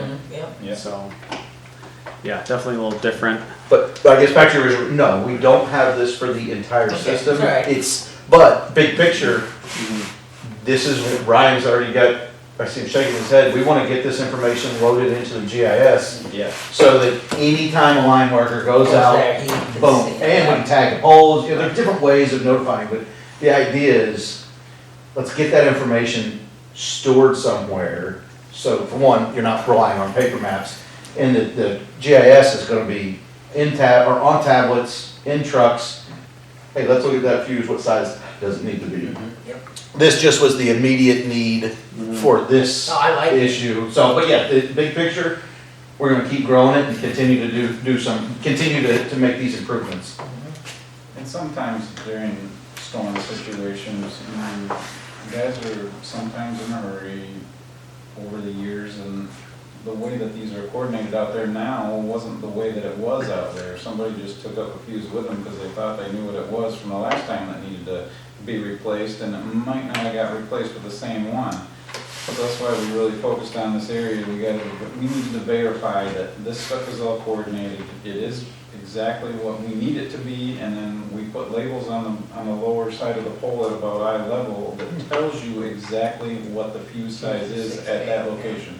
So when a guy goes up with a truck, he can take that fuse right with him and take care of it, and then doesn't have to come back down with a truck and get a fuse and take care of it. We just know exactly what's what as we're going. It makes it nicer. It's typical for most load control points. You definitely want to label what size fuse it is. It just makes it easier for everyone. Yeah, so it's perfect because to comment on, like, over the past week, the guys have been out there checking all these fuses, changing fuses, and as they've been doing that, when they find a porcelain cutout, they've been replacing with polymer cutouts, and just, a lot of good continual improvement. Since they're there, they're making a lot of things better. Yeah, this is a project that I'm really proud of as far as what they've all done. Goes back to the comment I made earlier about everybody's committed to being, continuous improvement. We had our Monday meeting, and said, Ryan, I said, hey, can you drag me out there? I'd like to see what's going on. And Ryan had already knew in his head, well, this is how we can do it, this is what we can address. And I'll be honest, I was thinking, knowing that area, it's trees. It's just trees, it's a pain in the butt area to try and trim. It's constant maintenance out there, but The right-of, yeah, Ryan highlighted there's some areas that are problematic, but in general, the right-of-way out there looked phenomenal. It's just a very challenging area to serve. How do we respond? I think we responded, for one, it's about the initial outage, and then it's how do we make it better? We could have just done any number of those, any piece of what we talked about, and one of those pieces would have improved the reliability, but it would have been a partial solution. This, I think, looked at operational controls, engineering controls. It really was a great team effort between Casey, Ryan, and the outside crews, operational crews, to really bring reliability out here up to the light and power standard. And I'm confident that we can't guarantee there won't be outages, but I can guarantee that that line is far more reliable than it was a month ago. Yeah, there'll still be outages out there. Yes. But they will hopefully affect way less people each time. That was the goal. We don't want a mainline fuse to blow from something that happened clear out at 36th and Pratt Lake and go all the way back to 28th and Pratt Lake and affect 50 customers. We want it to affect only one or two. Is it, most people, they just want to flip the switch and have the power on. Is it important, or, to me it's important, but our customers might not think so, to somehow translate this information to our ratepayers, or especially the ratepayers in there? Here are things, here's the, I mean, I guess, here's the things that we've done, hopefully to improve your reliability. I agree. I think what was most important to us was a visual presence. I got it. That one. You getting me a present? Is that what you're saying? Harry, I am your president. Yes, but I wanted to be seen out there, not as a token, Right. but to genuinely show those customers that they were important to us and that we acknowledged that the reliability was substandard out there. I think the key is the relationship they build on a one-on-one basis, because this is tough to translate to the average person, but. Well, there's, I mean, one thing you could do is you could take the outages over the past year, or whatever it was that kind of got your attention, and say, well, if those same outages had occurred now on this, Yeah. how many people got affected? I mean, you could do some social media posts about it, you could do. Yeah, so take those 6 and they kind of say, well, now with these fuses, those 6 would have affected 20, not 100. Yes, oh yeah, it would affect way less, that's exactly right. And we definitely, as soon as this one worst one happened and it was super cold, a couple customers come out and talk with us. They weren't upset, which they should have been asking us questions, honestly. I feel like they should have been coming out and be like, why does this keep happening? Twice in a week? No one ever said that. They just like, oh man, we're really glad you guys are out here, it's super cold, I'm so thankful that you're gonna help us out. And it's like, you know what, the very next working day, because that was a weekend, I believe. That was a Monday, that was the city council. Monday, oh yeah, it was a Monday. Or Tuesday, it was the day after Martin Luther King Jr. Day, I believe. I told the guys, you know, we need to go out there, I don't even care if we do nothing, we're gonna drive around in that neighborhood the whole day and we're gonna make plans, because it was super cold the next day too. We probably weren't gonna work outdoors a lot because it was negative temperatures, but we at least needed to be out there and show the neighbors or show the customers that who cared about what was going on. We needed to be better. Live trees needed to be trimmed to be better, and customers were like, yeah, do what you need to do, take them down, no problem. It usually is a good time to ask to cut trees. We try not to take advantage of that. No, we never say do. that to people too. Like, I'm not here just because we're having out. I'm not trying to strong arm you. We always, you know, allow them to give us permission to do things without feeling like they're getting strong armed into it, because we don't ever want to be like that. No, not at all, but it definitely helps to remind a customer why we do it. Because that's really it. We don't ever choose to cut down trees because that's what we want to do. It's probably one of the last things the guys actually want to do. It's a dirty, tough job running a chainsaw. It's way more fun with a new chipper. That is true. Yeah. That is true. If you want to chip something, was gonna say, I enjoy chainsawing. So, Yeah, sorry, I was gonna hit on Daniel's comment. I'll wait for him to sit down. I'm in. Alright, so, alright, I think an example I got in here will, kinda cover your question, but let's say if we had a big development go out east and we wanted to extend that line, add 50 or 100 homes on there. Yeah. I got to do all those fuses. Then you gotta like read. Next thing we know, that fuse blows. Yeah. Say, oh, well, we gotta put a bigger fuse in that. Well, if you put a bigger fuse in that, then you gotta come back here, you gotta put a bigger fuse in that. Yeah. Put a bigger fuse in that, you gotta put a bigger fuse in that. So it kinda trickles back to down the substation. whole way back to the substation. And then it's probably, if you guys have multiple feeds, then it's like, you know, you gotta be considerate of everywhere Right. that redundancy is Right. the whole time too. Yes, definitely. So how far apart in size do these fuses have to be? Like if you put a 6K and a 7K next to each other, is that too close? Yeah, so kind of the rule of thumb is you want to skip a size. So there's only so many inline fuses you can have until you're down to small a fuse and you can't, power whatever you're trying to power. Right. So you have to be careful not to use too many fuses because you can't get enough current to your load at that point. Where you really run into trouble is lower voltages. So let's say if we were on like the 4160 system, if this was 4160 voltage out here, you run out of fuses really quick because you have more current for an equal amount of power, and it's a lot more difficult to coordinate at that point. So, yeah, but I think we, like Charlie was saying, instead of just focusing on just that little area, we really kind of looked at it big picture, made sure everything coordinated correctly, installed new cutouts and. So combined out there, we replaced porcelain cutouts, added new cutouts, trimmed trees, and coordinated everything out there. Definitely. There's 2 poles that we're gonna be changing out there as well. There's a couple poles that are too short and we can't do what we wanna do with them to make it nice like we have laid out here. Just need a couple new ones. Nothing major.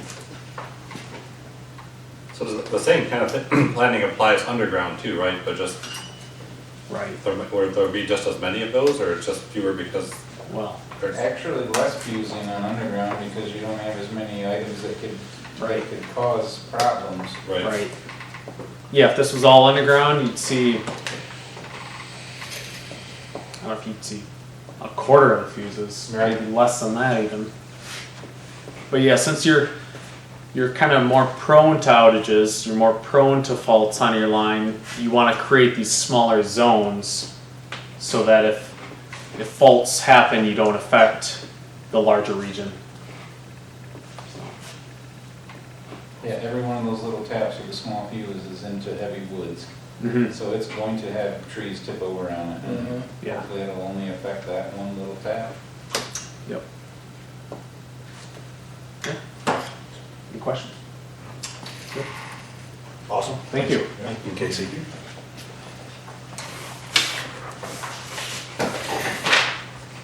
Ready to dive in? All right, I'll dive into performance data. We've had a long meeting, so I'm gonna burn through some of this fairly quick. Again, not trying to gloss over anything, happy to answer any questions, but there's a lot of very similar stories. As we've heard overall from a sales perspective, well, we have been trending ahead of the previous 4 years. Each month we have, and we will continue that, I believe. If you go to the industrial customers, you'll start to notice a little bit more separation. That it does not surprise me. That's because of one particular. Well, it's public information at this point. Try not to share their business too much, but King Milling has fired up their new mill, and we will see sales there. That also includes some expansions at some other facilities. There was an expansion at Lowell last year that was done fairly quietly, but we were monitoring it. And there's just been a little bit of one big pickup from King Milling, and then we'll continue to see some additional growth there. So this is very much in line with what we would have expected. If you go to commercial, again, it's a very similar story. And then the only oddball, which we've talked about month over month, has been the residential. And we continue to trend right kind of close, but I actually looked today, since I got here in November of fiscal year 2021, we've added over 150 residential services, but our load has just not grown at the residential level.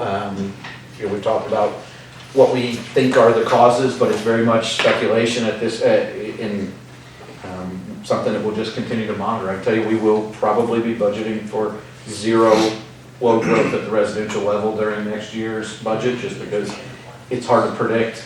Even additional customers aren't resulting in additional kilowatt hours. It's very much weather dependent and very much efficiency dependent, where your industrial customers, your commercial customers, commercial is still impacted by weather quite a bit. But when you get to your industrial customers, there's minimal. They're still impacted by weather, but minimal weather impacts. Shirley, on the residential side, now with these new homes being energy efficient and their appliances and everything, how much does that play a whole lot in any residential? Is it?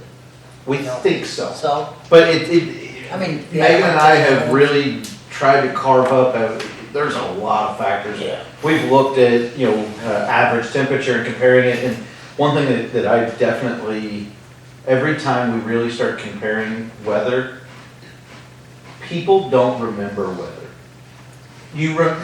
In general, you remember, was it really cold?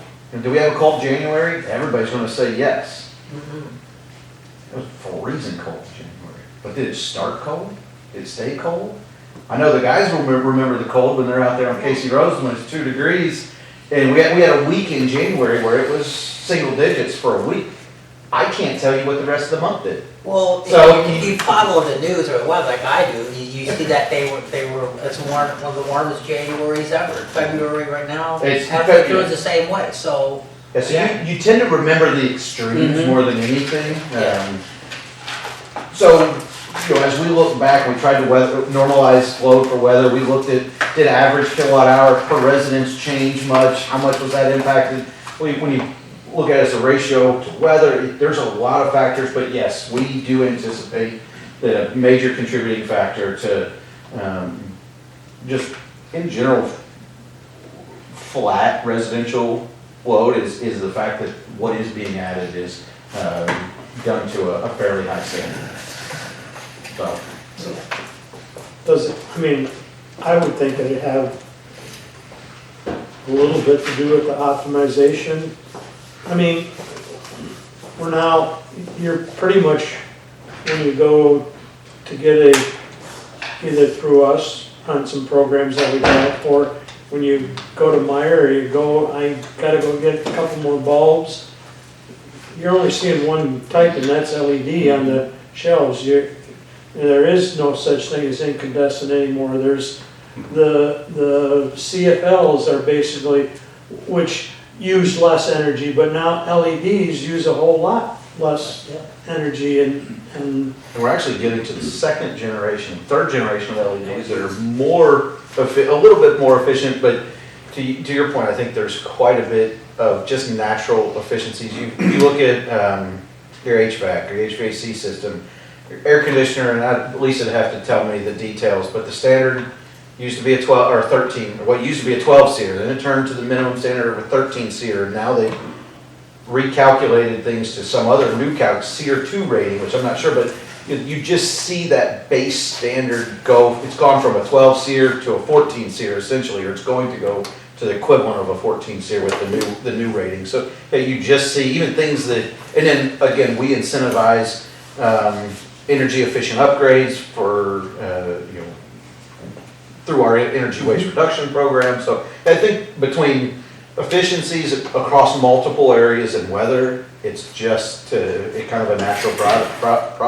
Charlie, what is a Sears, whatever you were saying? I don't, Okay, it's the efficiency, you're shaking your head, Casey, I'm gonna put you on the Okay, spot.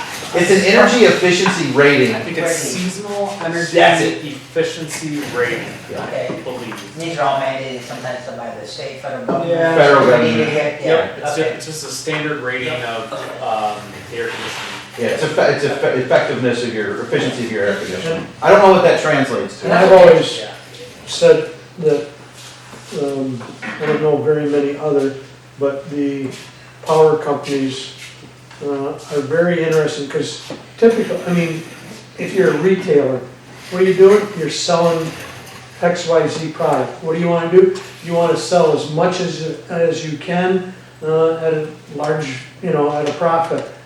Well, what we're doing in the power municipal is we're trying to teach, I mean, it's a balancing act. We're trying to teach instead of let's sell tons of power. No, we're actually trying to teach our rate users, ratepayers how to conserve. So in one side of your brain, you're saying, I don't want you to use a bunch of power. And the other side, yeah, but the more power, the more things that we can do, the more upgrades we can do and everything. So it's a balancing the act. cost of expanding our system or buying more power into our system, so. Yeah, that's fewer solar projects we have to go find. Yeah. All right, so we'll roll on. Cost of power, again, we'll kind of breeze through a little bit. Nice to see a downward trend this month, but we'll kind of breeze through. Cash, I want to pause on just a little bit, but because we added this line in here. We added this dotted line as kind of a soft target for 140 days cash. I hesitate to even add it because it looks like we've hit our soft target, but we have money to spend. We still need to, if you remember the cash management plan, it really was a 3 to 4 year plan. We're in year 2 of it, so that cash management plan was to get us back north of 120 days. So we have moved quickly with our cash goal. So we're just we're monitoring. We don't want to watch cash grow out of control, but 140 days I'm very comfortable with, and we kind of target that 140 days because during the kind of period in here, through the really disruptive market times where we saw our power supply cost increase dramatically and our cash decrease just as quickly, we saw a float of pretty close to 20 days, and we don't want to plan for some crazy situation where we just sit on just a boatload of money because hey, we might have an event that erodes 100 days of cash. That's a very abnormal. You plan for what you think is reasonably going to happen, plus some. I think 140 is kind of a floor for a soft target. I think we create a range somewhere between 140 and 160 days that we want to kind of maintain. That way we dip below 140, we know that we have a major disruptive event. We could dip below that 120 level, but we never want to get down below that 120 days of cash if we can avoid it. We have that cash reserve policy because that's what we have identified. For one, it's a protection of major events and making sure we have the cash so we're not disrupted by a major event. And then it's also a protection against bond ratings. Your bond rating agencies, S&P, all those, we tend to deal with S&P, but Moody's and all of them, they like that 120 days north number. Some of them weighted a little more heavily. They really don't want to see below 90, but that 120-day mark is a good mark for an effective bond rating and ensures that we can continue to attract good rates if we do need to issue debt. So wanted to pause here just because It was a new element, and we have continued to see cash growth. And then when we get to the income statement, I'll talk a little bit again about that top piece up there, the new kind of blue piece, the Huntington Money Market Fund. So I'll keep rolling on. I'll go to the delinquent balances. I want to highlight this big jump a couple months ago. That is the direct result of Rite Aid's bankruptcy. Again, that's public information that they filed for bankruptcy, and they had a bill that's protected by bankruptcy. To be honest, it did expose a flaw in our commercial deposit policy. We don't require commercial deposits. We don't require any deposit if you own the property. A bill is protected from a lien by bankruptcy. I'm not recommending a change. I don't want the pendulum to swing too far the other way, because what we have to do for all commercial customers to protect against this is extremely burdensome to the customers, probably more burdensome than eating $1,000, $1,200 bad debt. But I did want to make the board aware of it, because it was So it's just gonna ride there. until we write it off. It'll go to write-off. I take that back. In all likelihood, it'll go to write-off. We have filed, with the bankruptcy, we have the ability to file a claim, because we have debts that were incurred within a certain window of the petition date, which allows us to at least file for a claim. This is a massive bankruptcy. We're never going to see $1 from it, is my opinion. I went through the GNC bankruptcy, and it's just, for one, it's hard to even have a presence at the table. There's so many, the list of debtors is 4 pages long in size 0 font. It's massive, and it's not done. Bankruptcies are always through federal courts, but you still have to pay an attorney in the court, in the state that it's being handled through. I believe this one's handled through New Jersey. We couldn't afford to fight it, honestly. And then, like I said, I've been involved in quite a few commercial bankruptcies, and they go it's very prescriptive in how they're handled most of the time. So How does that work today then, if they file bankruptcy and they're still open, still using power, are they paying Yes. today's thing? It's So- just a certain date that yeah, was? the date that you file for bankruptcy is called your petition date. And any debt that is incurred prior to your petition date is protected by bankruptcy. So one of the first things one of the first motions that's filed in a commercial bankruptcy is, I'll get the name wrong, but it's a motion to approve adequate assurance for the continued utility services, something to that effect. It's where they make the corporate entity put up a deposit as a protection and an assurance that you will continue to serve them. And it's a pain to cash that in, because we don't hold that. It's held in an account managed by the bankruptcy. So if we were to go to take any customer out, if we were to go to the disconnect of a customer going through bankruptcy, we'd have to petition the court to get our deposit that the court forced them to put up. And the deposit, and this is where I say it's prescriptive. I've never seen a judge require a deposit that is more than half of the average bill of the last 12 months. I've gone to court and argued with federal judges that is absolutely inadequate, because we're exposed to over 2 months of bad debt before we ultimately disconnect a customer. They use power for a month, we bill in arrears. Then they use power for another month while we go through the disconnect process, then they get disconnected. But the courts, again, every time I've dealt with outside of one small one, but any big corporation, it's been half of the average of the last 12 months bills. What's our policy, or what's the general accepting accounting principle of doing a write-off? Do we only do that a certain time of year? Yeah. So Julie, correct me when I say something wrong, because I probably will. In June every year, they will look at any service that has been disconnected for a year, any debt that is on our books in June that has been on our books for a year, inactive account, will be presented to the board for approval for write-off. And then those bad debts ultimately flow into the income statement. I don't know the GL account it hits. 904, there you go. So at this point, yeah, it's gonna ride for a while. It'll ride till next June? Yeah, June of 25. Yeah. Yeah. But we're hoping that we're able to maybe get our claim approved. Please don't hold your breath. You can pass out long before. Or they get a new tenant in there, or, you know. Well, and I've seen a lot. This is a restructuring, bankruptcy, and I don't remember all the chapters, chapter 11, chapter 13. I'm staring at the accountant, hoping he's gonna bail me out, and he's not. Chapter 19. Chapter, yeah, but sometimes they will try to restructure debt, and sometimes it transitions into a total liquidation, but, I Take a don't. penny, leave a penny. I'm taking all the pennies every time I'm in there. We'll get it. We'll get it. It's a team effort. Everybody go get the pennies. Take a penny, it's always empty.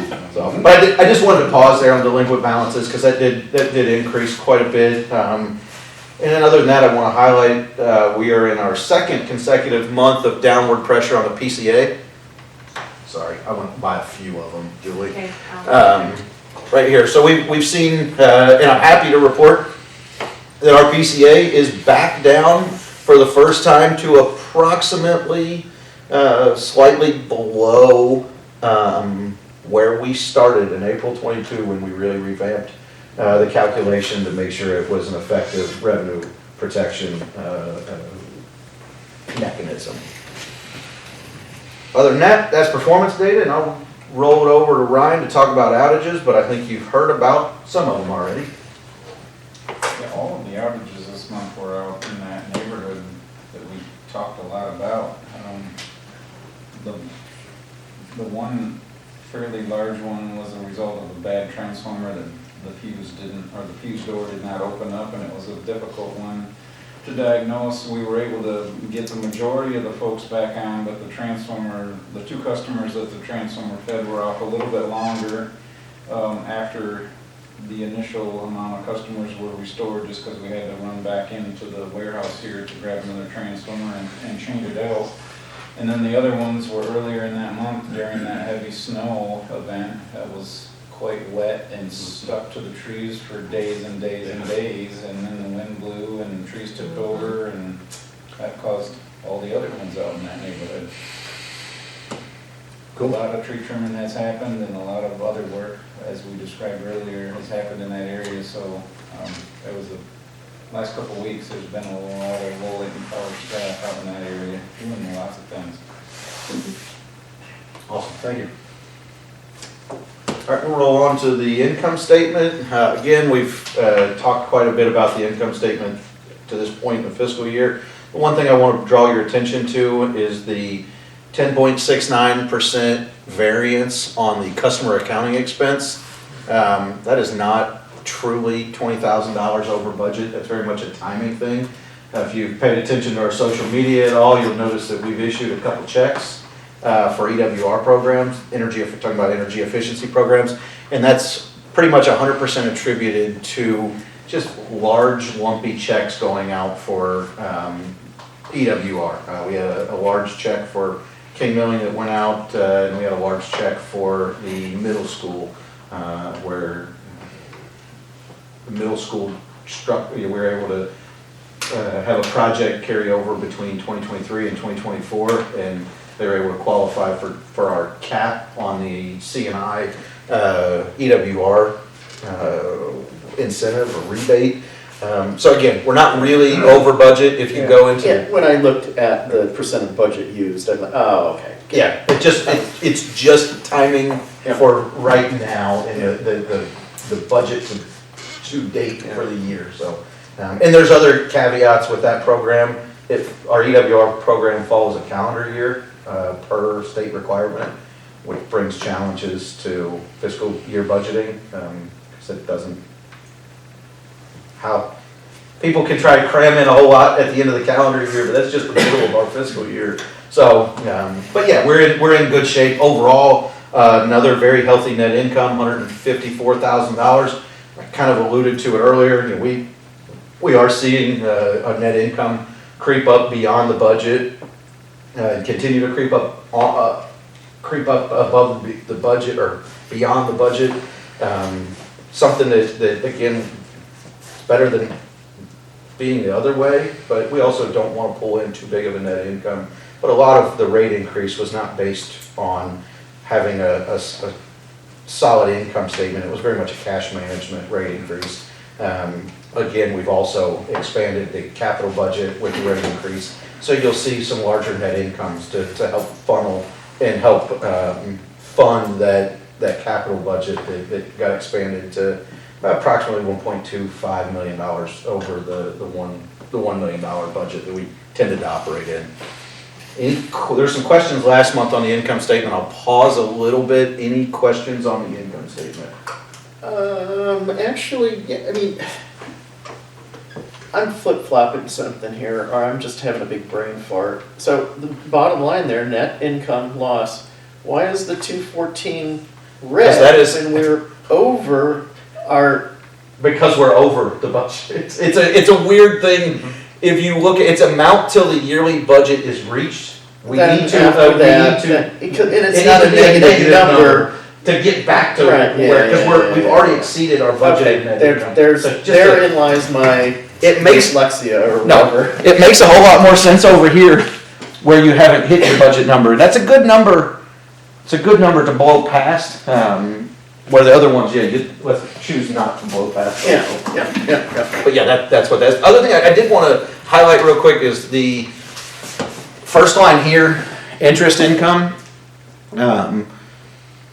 This is something that Megan and Megan's really taken the lead on most of it, but we talk regularly and we follow banking trends and really look to maximize favorable interest rate environments. And you can see we've made over $35,000 this year in just interest. That's pretty dang good. Obviously, this is something we're going to continue to budget on the conservative side, but this isn't just sit back and let the interest work for you.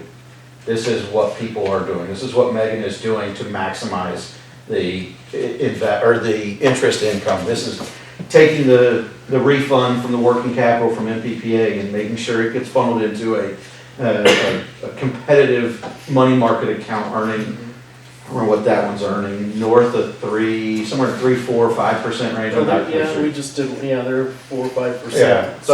But we've high fours. Yeah, we've diversified some of our investments, and we've got some funds tied up in the mortgage-backed securities. It was kicked off when Steve was here, and they've been great for us. They've been very much long-term interest-bearing accounts that are great, but the principal is being returned to us much slower now that the interest rates for mortgages are going through the roof. So they really, we've gotten into a variety of all very conservative investments. That's the other thing I want to highlight is we are very limited in what we can legally invest in.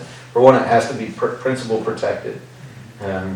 It's tough to make $35,000 on principal protected investments.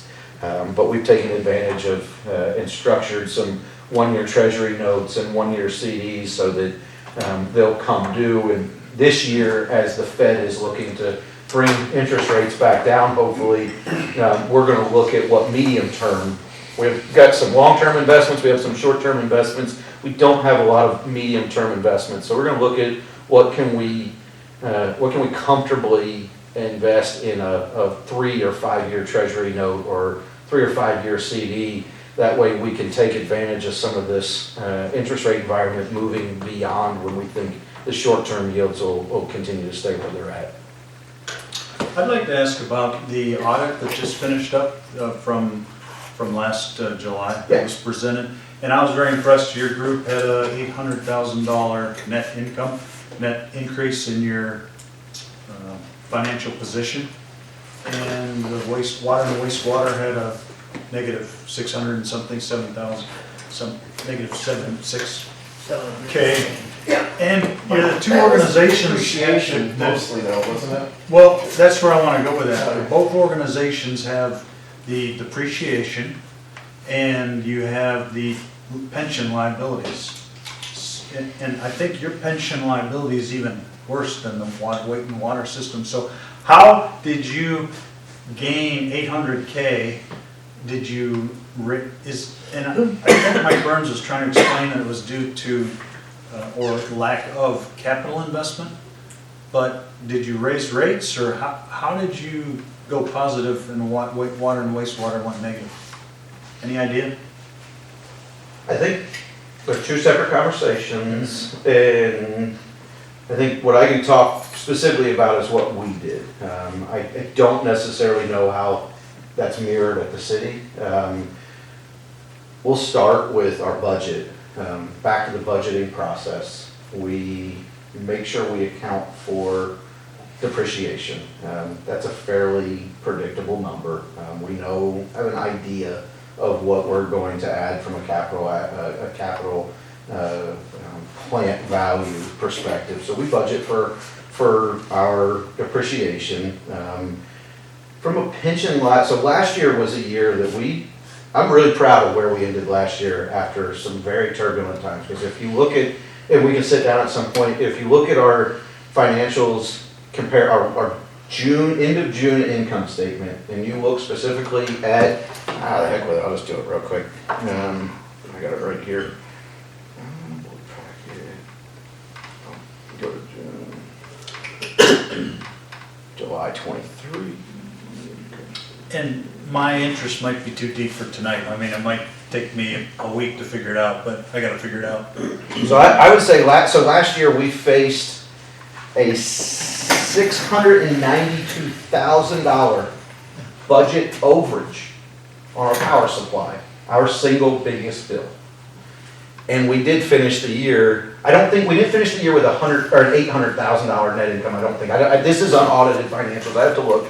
But we finished with a healthy net income. I think it was about $200,000 plus, and I think the number you're looking at is what we also invested in our plant, which was another 5 or 6. So I think that's that total $800,000. But I'm not positive. But I can say what our strategy is monitor and adjust. And some major adjustments that we made last year is we had a $150,000, $12,500 a month contribution to MERS plan, right? Yes. So we budget, we have a surplus pension liability fund that, just like the city does, and it's a mechanism that's used to expedite the amount of time it takes to fund. And this is some pension, we can get in, this is a whole other conversation. But we plan every year we have a model that we look at, and it's what would it take for excess contributions to have our pension liability paid off in 8 years, 10 years, and 12 years. And every year in the budget process, we look, where can we comfortably fall? We know we want to get it done in 8. We know we don't want it to take longer than about 12. So we are always looking at what does that pension contribution need to be to stay in line with an 8 to 12 year trajectory to pay off our pension liability, which is also a farce to start with. There's no such thing as paying off your pension liability. Our pension liability has doubled since we closed down our pension. That shouldn't theoretically happen. If it's not an open program and there are no new people, your liability should be static. It's doubled. Our liability is, I believe it's doubled since we closed it, and it just changes the actuarial assumptions up. Long story short, last year we'd gotten halfway through the year and we were looking at budget overruns and said, nope, we're killing it. We stopped making the surplus contributions after December. There was $75,000 savings right there. At the end of the year, we reported, that doesn't have the pension. But yeah, a year, I'd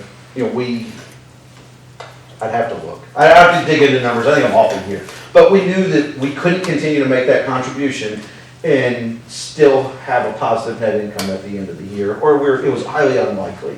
So that was one major change we made. We also adjusted our capital budget, and that capital budget doesn't even impact your income statement because that's after the fact. But we're also managing the cash at that point. So we peeled back and we didn't make the investments in the capital in the system that we would have. We only invested about $400,000 or $500,000 back into the electric system through capital assets last year. our goal was to always exceed depreciation, which our depreciation expense is somewhere in the $750,000 range, I believe. I have to look. 770 for the budget, What do you have? 770. Perfect. I knew it was somewhere in that, and I don't even think to look right up there, but yeah. So we just know that we have to budget for that. That's how we tackle it, and it's a lot of mid-year adjustments. Other thing we did for the pension standpoint is we did a presentation where about halfway through the year we're making these changes. Megan went in and did an adjusted budget to give us wasn't an official budget or anything, but it was our new guideline. This is the world we live in today. And with that, we looked at what the pension entry that is being referred to is called GASB 68 entry. And it's a complicated calculation. And you really can't do it until the end of the year because it looks at your gains over the whole year. But what we did, knowing that it could be a potentially bad year, we looked and said, what's the most favorable GASB 68 entry we had, and what's the least favorable? What's that bandwidth that we can reasonably anticipate?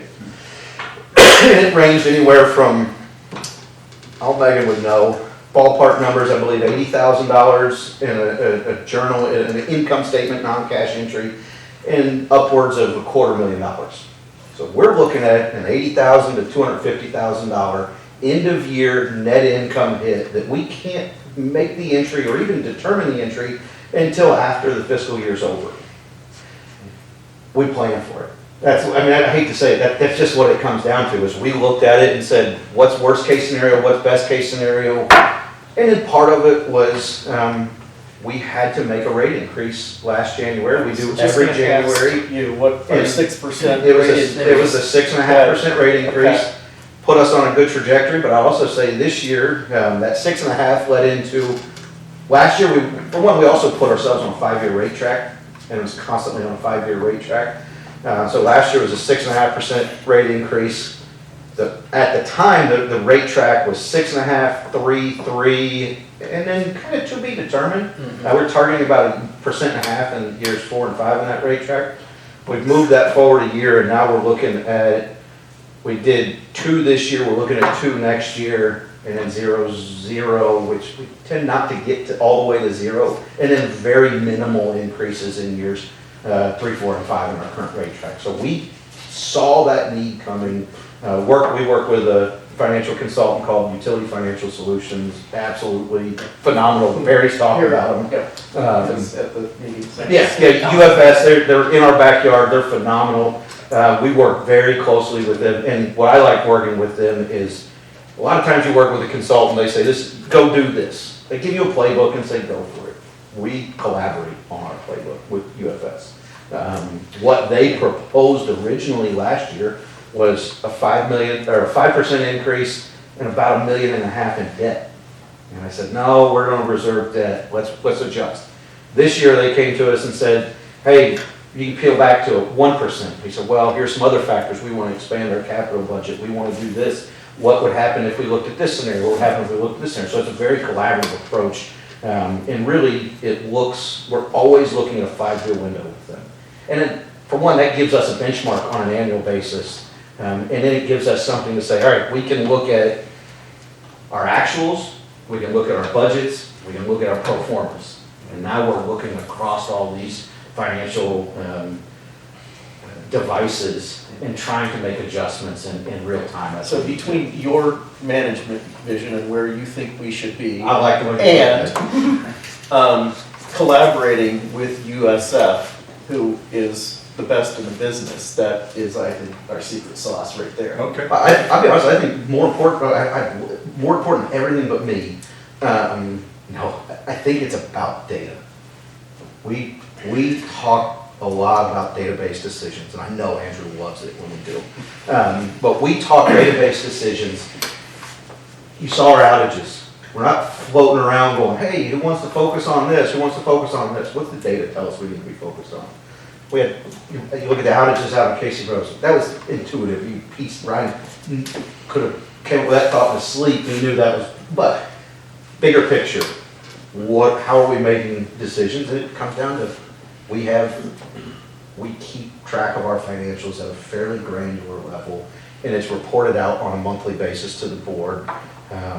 And it gives us the opportunity to make adjustments, to say, and actually I'll go ahead and spill the beans. One adjustment we're going to make this year is, because of our cash is sitting in a healthy spot, we're in the opposite spot as we were a year ago, basically.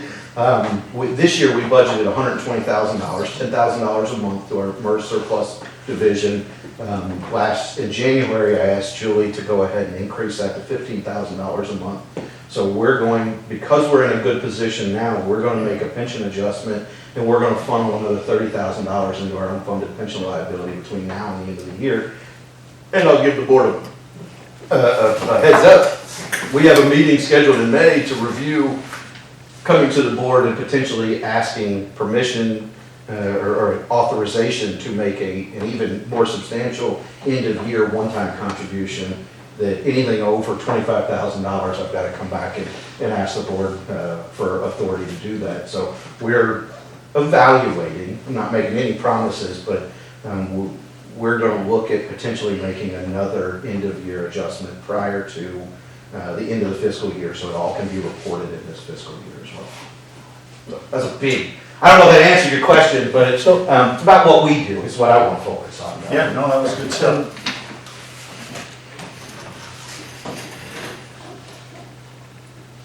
And with that, we, as a board, and you've seen, so I don't know if the council gets together with Mike or anything, or if it's only the council meetings, but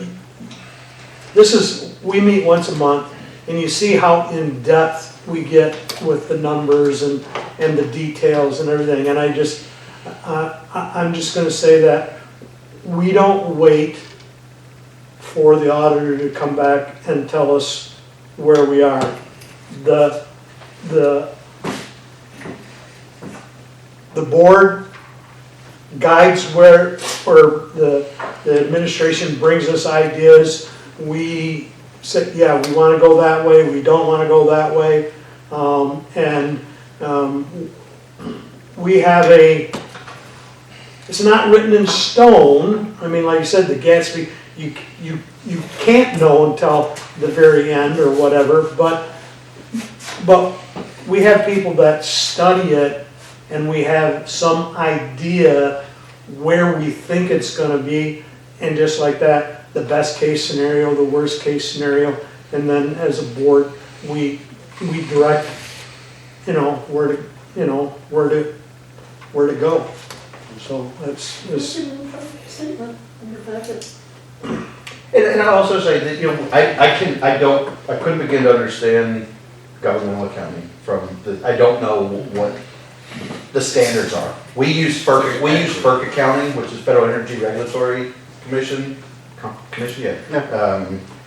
They set our guidelines, so our GLs, general ledger accounts, are all unique to us. And this is, what we have here is the summary. If you scroll down to the bottom, we have, and this is only a sum of our GL accounts, I know, but scroll, just briefly scroll through. So I think I counted 5 today. Yeah, so these are all of our GL accounts. And we include all this in the board packet, but it's a pretty, this is our accounting standards, this is FERC accounting. I don't know how that translates from a governmental accounting standpoint, but again, it comes down to data for us. Okay, good. But I'm pretty sure your net position was plus 800,000, which was impressive. I'll take it. Yeah, I just took the dang audit out of my bag too. I usually keep it with me because it's fun. I love reading it, but I actually don't. I like reading it, but yeah, I don't remember that number off the top of my head. So that's a copy of the restroom in here, you mean? And I may be thinking 2 years ago too. I have problems with time. I love being here so much. It feels like sometimes it feels like I've been here for 10 years, sometimes it feels like just yesterday, but I don't do well with recall of time. I try to attach it to something memorable. But, all right, we'll dive into capital projects. I don't have a ton. I want to touch a little bit on the summary. Currently, we're looking at how we can shift money around. We're kind of looking at capital budget at this point. It's been close to a year since the initial capital budget was proposed, and we're 8 months into it being approved. So specifically, some things just changed timing. Harvest Meadows, Stony Bluff expansions will happen next year. We've ordered that material, but we had full funds allocated to construct Harvest Meadows, the next one. That's not going to happen until next fiscal year. So we're going to apply all the material to that work order, and then we're going to look at reallocating those funds to the East Side project, make sure we maximize the work that we're able to do this year with the available capital dollars. Included in the IT-related projects is still some GIS work that needs to be done, and then a lot of it is also geared towards some SCADA upgrades. We did only put $10,000 in the SCADA upgrade budget. We're going to look to expand that to about $20,000, and we're going to essentially rob that money from some of our, I don't know where it lands here, facility improvements.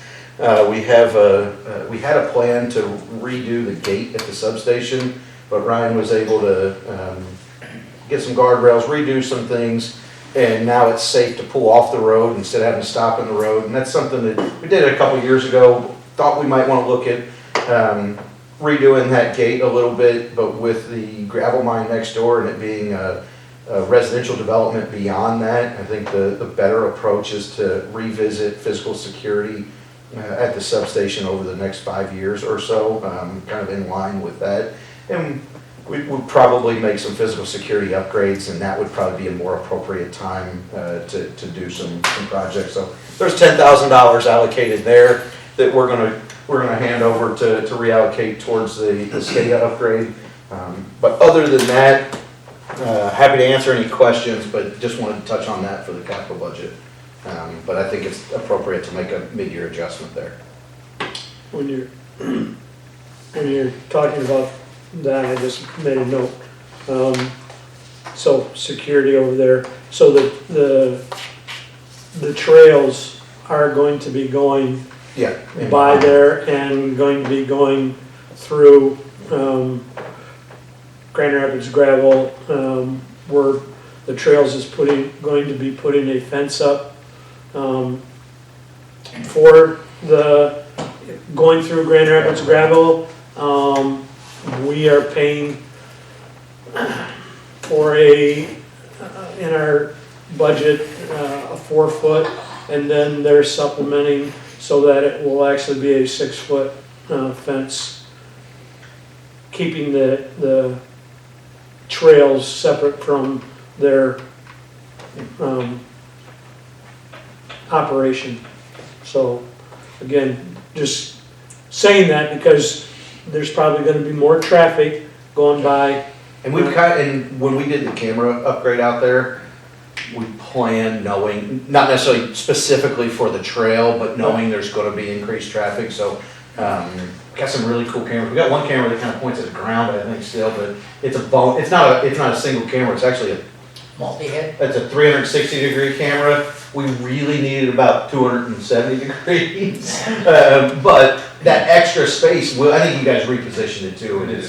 Yeah, but we have some additional flexibility on what views we can capture out there. So I think it's interesting because you kind of go through ebbs and flows in the industry. There's a renewed focus right now on physical security. I think long term we potentially look at a different fencing around some sort of structure around the substation. There's some considerations. I'm actually going to sit in on a APPA webinar, I believe, next week on physical security at substations, and we're just looking to start strategizing on what can we do, knowing that there's going to be increased traffic, increased curiosity, residential neighborhood going in the next 5 to 10, I think probably closer to 10 years. I think you all issued a 10-year mining permit. It was a 10-year, and I think this is year 2 of them actually. And it's a 10-year, they'll be done in 10 years. So. Yeah, or sooner. if Or they- sooner, but there's not a thought of we'll do 10 years and then we'll do an expansion. No, an extension right, for another it's 10 5. years and done. 10 years and done. And that's what I remembered, so that's what we're kind of looking at, is aligning some physical security upgrades with potential development there. And alignment with the trail. I don't know what timeline is on the trail.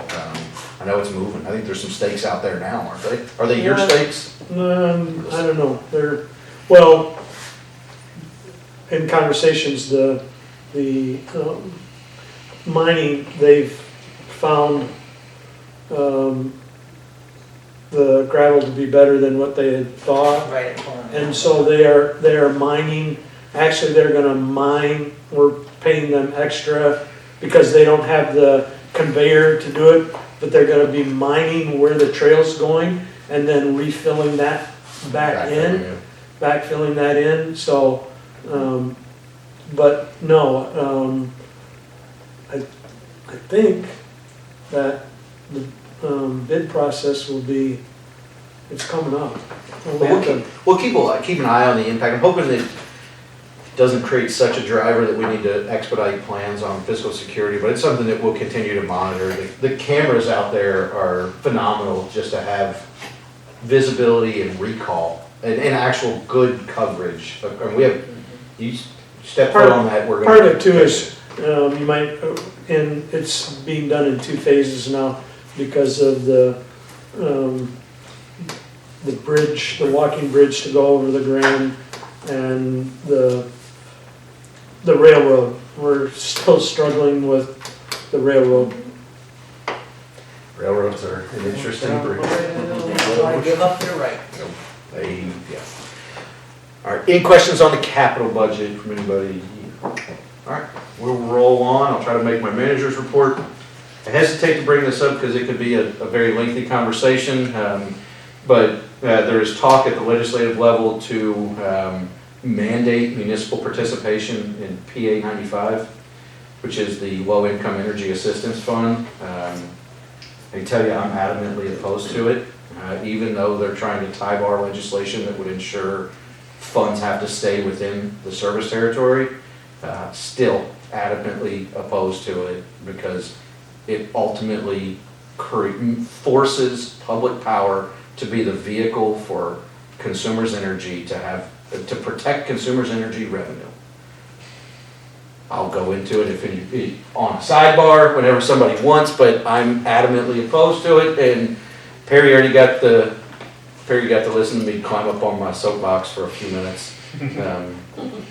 But I'm other than that, And I would agree because again, it's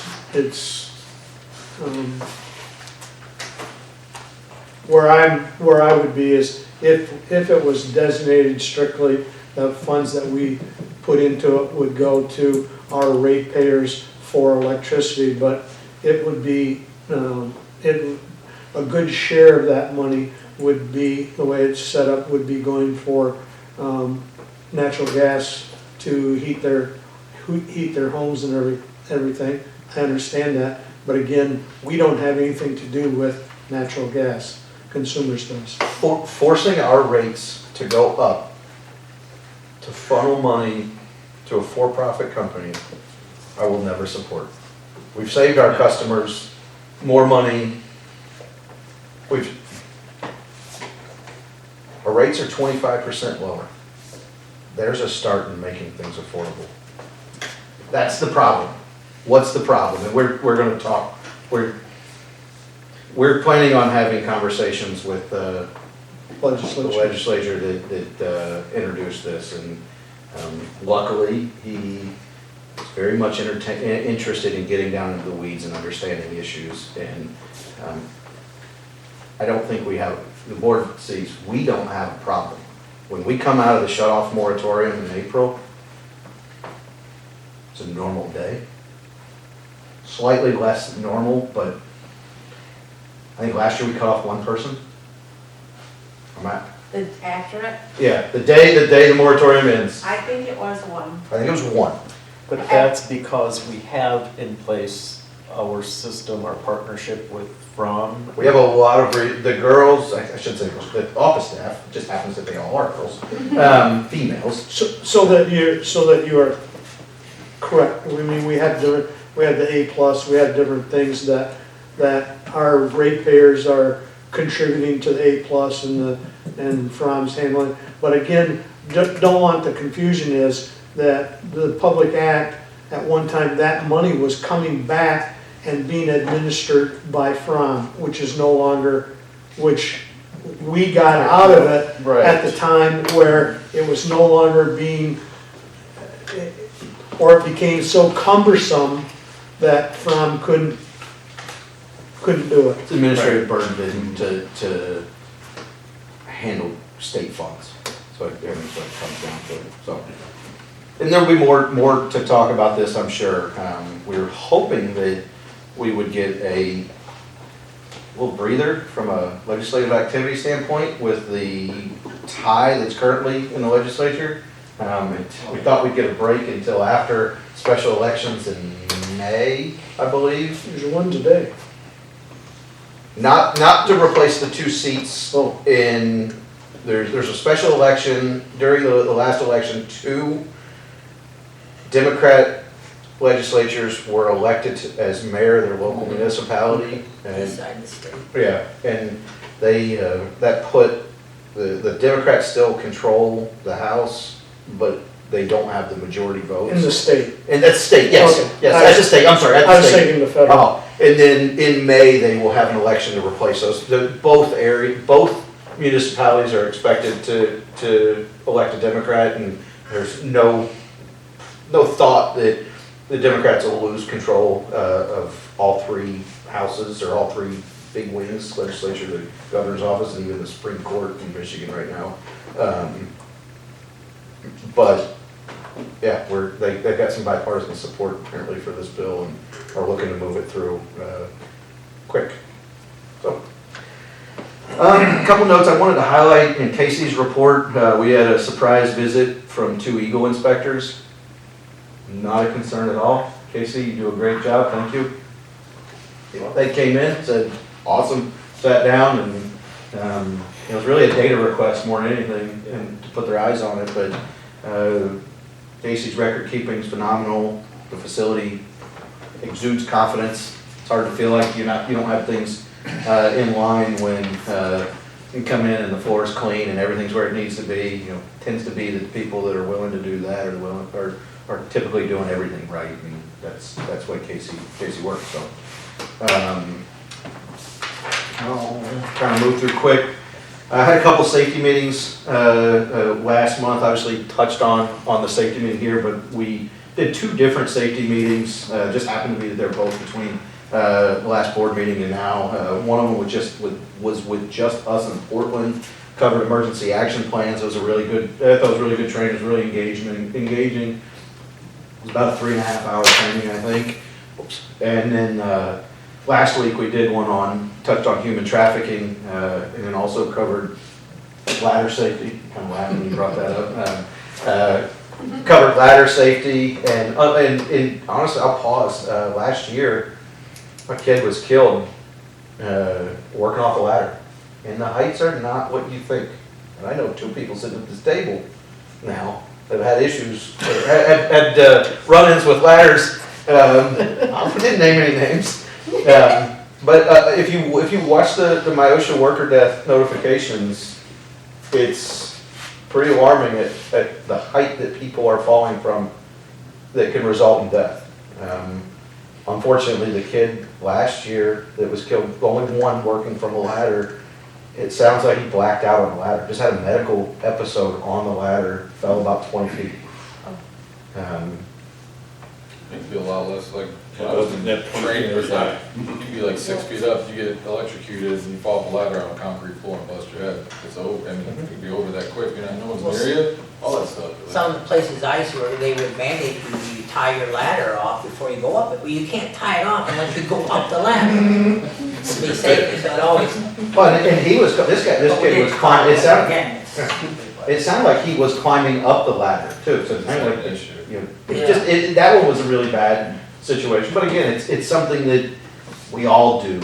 We all use ladders. It's a necessary piece of just owning a home, doing things. But that top rung on a stepladder is not a step. No, it's not. It even tells you, but I still people up there just to get that extra foot. Casey almost kicked somebody out off of our job site for standing on the top rung of a ladder. Told him, next time, you're done.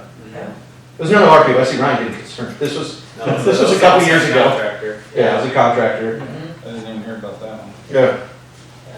All right, other than, the emergency generator out here is wrapped up. That project was an awesome project, but one that was delayed, but Casey did a great job. The guys got involved. It was interesting because it was something that, we really did a lot in-house, almost everything in-house. The only piece that we really farmed out was, paying an electrician to come out and verify that the prep work that we had done was up to code, and then he buttoned a few things up, but that, and then the company we bought the generator for came out and did all their initial testing and commissioning, but this was done with parts. Some of it was done with parts and pieces that are way oversized. We had an awesome automatic transfer, 600 amp automatic transfer switch that was going to be used for the diesel generator that we got rid of, but it's been repurposed out there, just turned into a really good project, and now all of our IT infrastructure is protected by emergency generation source. So that was the big driver here, was if we moved the IT down here, we needed to have an emergency generator for that. I got an update on the RP3 application. We have been awarded a platinum designation, which I should be happy about, but it pisses me off. We have filed a request for reconsideration. We lost 3 points on one question, and they can't tell me why. System planning, it's a system planning question. I'm going to do my best not to get on a soapbox. We should be very proud if they ultimately just give us a platinum designation, but damn it, I want the gold, or I want the diamond. I want the top, and the way I look at it, I'll be arguing my case to whoever will listen at APPA, and the CEO will hear from me, because if it actually turns out to be what it appears to be, they are not promoting industry best practices. And I will make sure they know that, and I refuse to spend our customers' money to get an award. That being said, I want the damn diamond award. I'll keep the board informed. This was huge and didn't get a chance to really touch on it. The website, if you haven't gone to our website, please do. It is awesome. Emily did a phenomenal job. You know what website is, Perry? Sorry. It's a roof. Click the link in your email. Doesn't matter what email. We actually had the As long as sent from a prince in Africa. But there's another one here in Lowell that needs the same thing. No, I really think that Emily did a phenomenal job under Julie's guidance and leadership. It looks phenomenal. I will encourage everybody to really float around, and you'll have ideas for what else needs to be there. Please share them, because they're probably already on Emily's list. She has some really awesome ideas. She maximized the budget, and we went $168 or something over budget, which I'm happy to do because the end product is absolutely phenomenal. Already talked about MERS surplus contributions. End of the month, I'll be at the APPA Legislative Rally.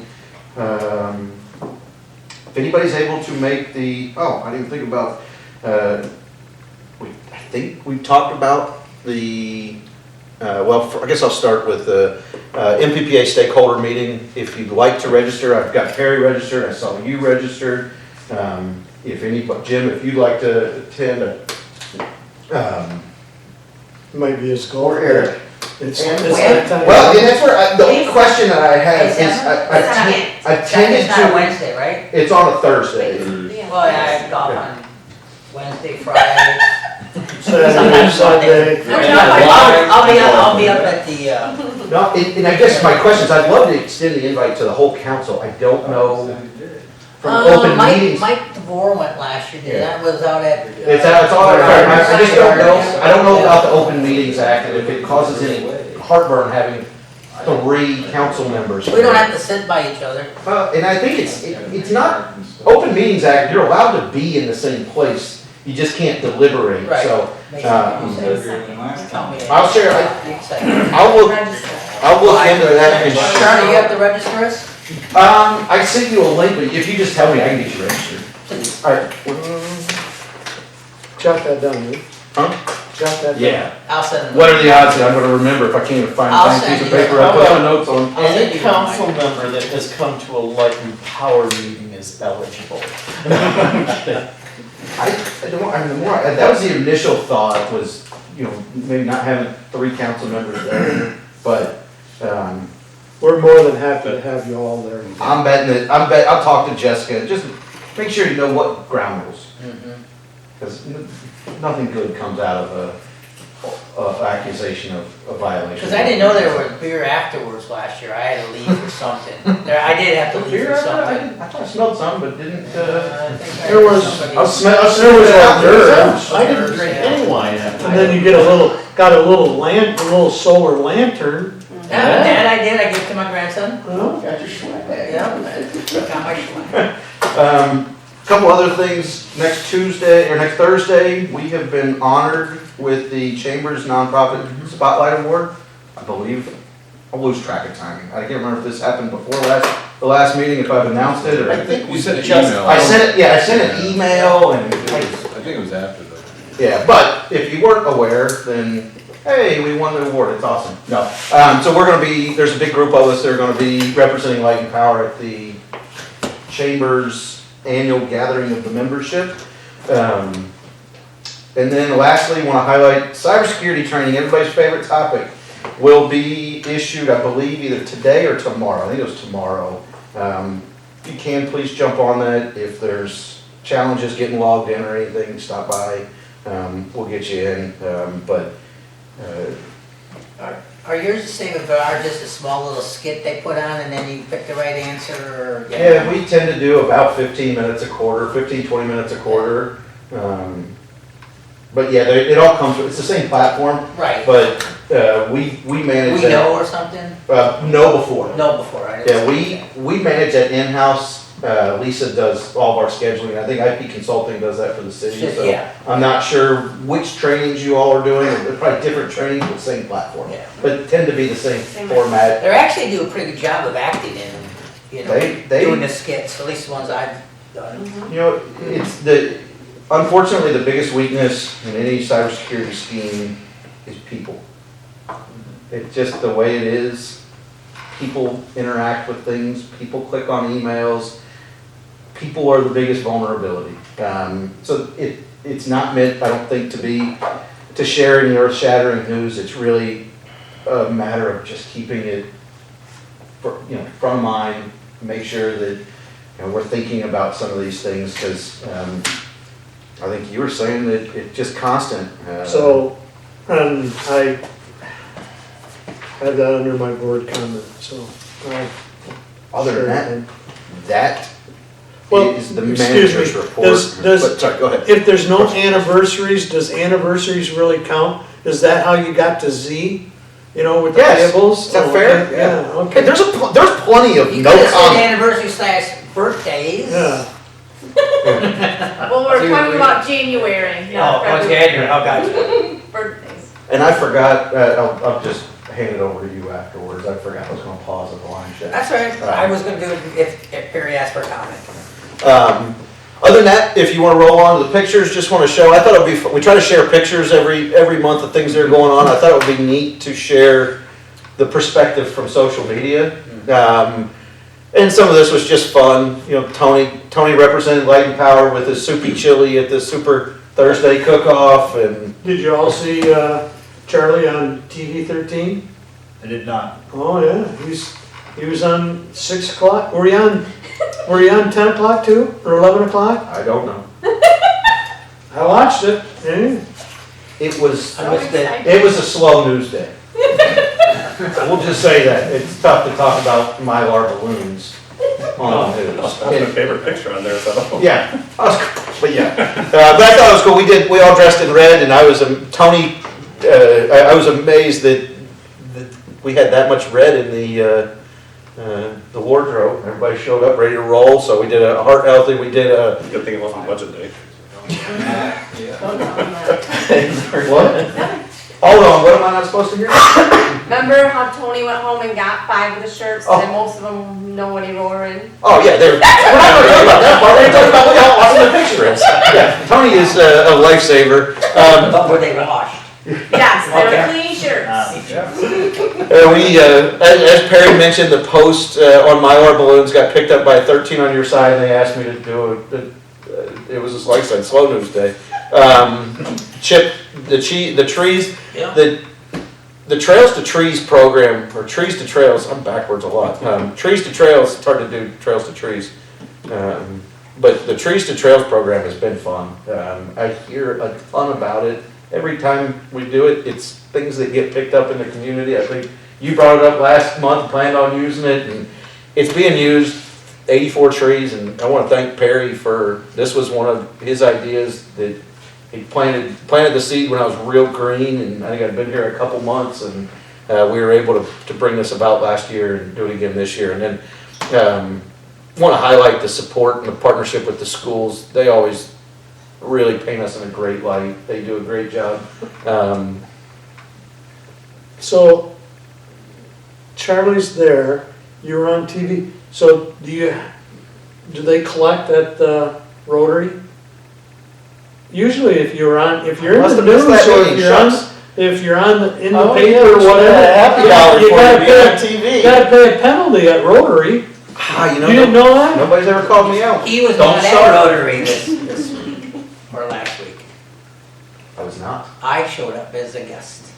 I've been there this week if I knew you were. I don't remember what happened. I think we had the world falling apart, but I probably could have spared it. You might have to up your salary or whatever if you keep going, the Rotary's gonna start fining you. I don't need it. Happy to support. Hey, you know what? If I'm getting it, Nate's gonna get it too then. You wasn't there either? He was in the picture. Oh, he's on the picture, Yeah. yes, got it. Well, and then just put the information for the gathering of the membership. But I think it's really cool that somebody, I don't know how it came about that we were selected, but I think it's pretty awesome that we put a lot of effort into, I guess. Perry, have you ever known like a nonprofit like that, Lowell and Power, to be honored with a nonprofit spotlight? They always honor a nonprofit. Yeah, but has Lowell and Power ever been? Not that I know. Not that I know either. That's cool. No, I can't think of it.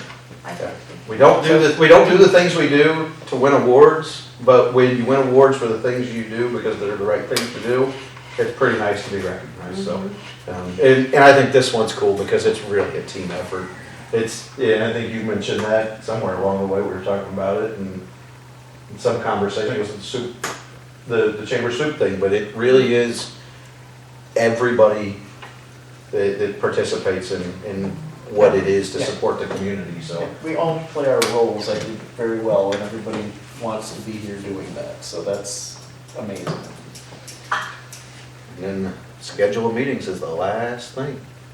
I will remind the board next Monday, office is closed at President's Day. Okay.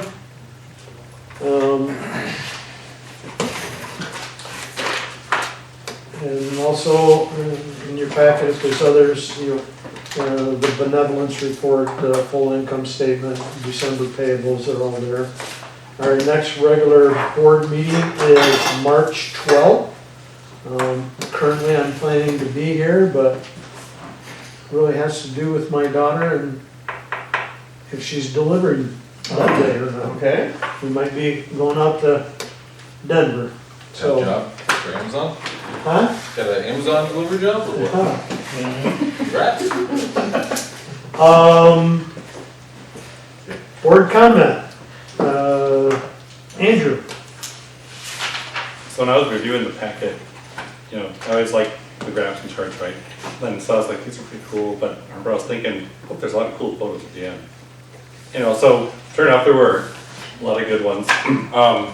And so that's what I was planning on commenting on, was just the fact that I like to comment the photos at the end, and I think that I'm glad we keep doing that because I just find them insightful.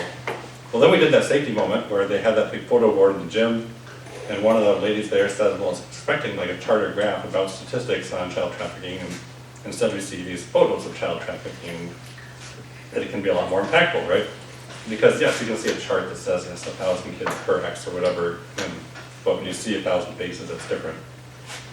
So where I'm going with this is that as we talked about the strategic plan, I thought maybe it'd be nice to throw some photos in there of examples of us doing our priorities and our strategies, right? Or just, even if they're not exactly that, but you know, but it's just some because it's kind of like representation of the connection is like the people part, right? That's where, from that trafficking video, right, what made it really more impactful was that you heard 3 example stories and you saw 1,000 more on the wall, right? And that's a whole lot more meaningful than a chart illustrating that this is a problem. And so that's where I was going with that. My initial plan for a comment kind of took a detour, and so,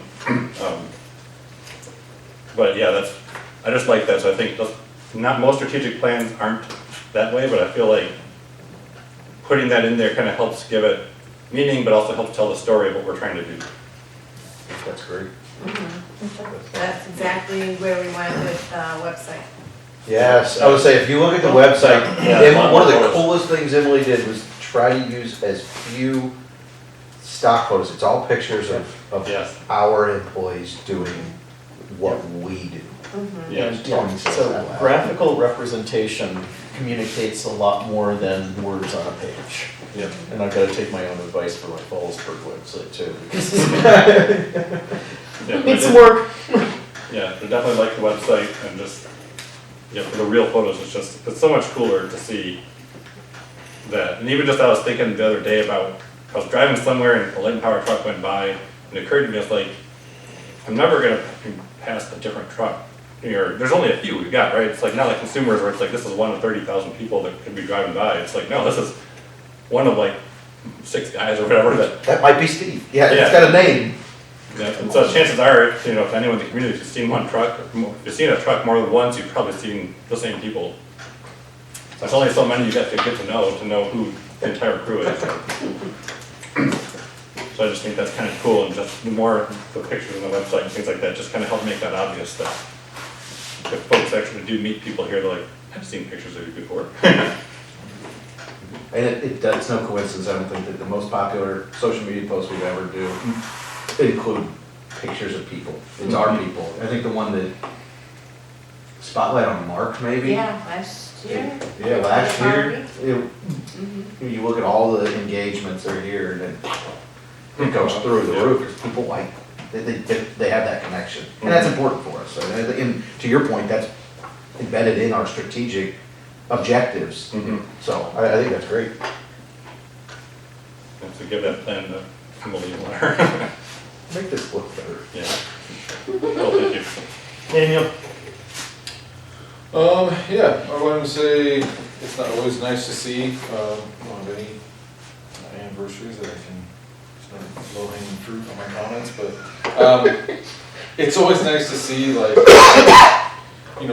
website updates, getting GIS up to date, things like that, where you're like, oh, we have like slower times, and you guys are picking projects and going like, here's something to attack, here's something to keep this ball moving forward.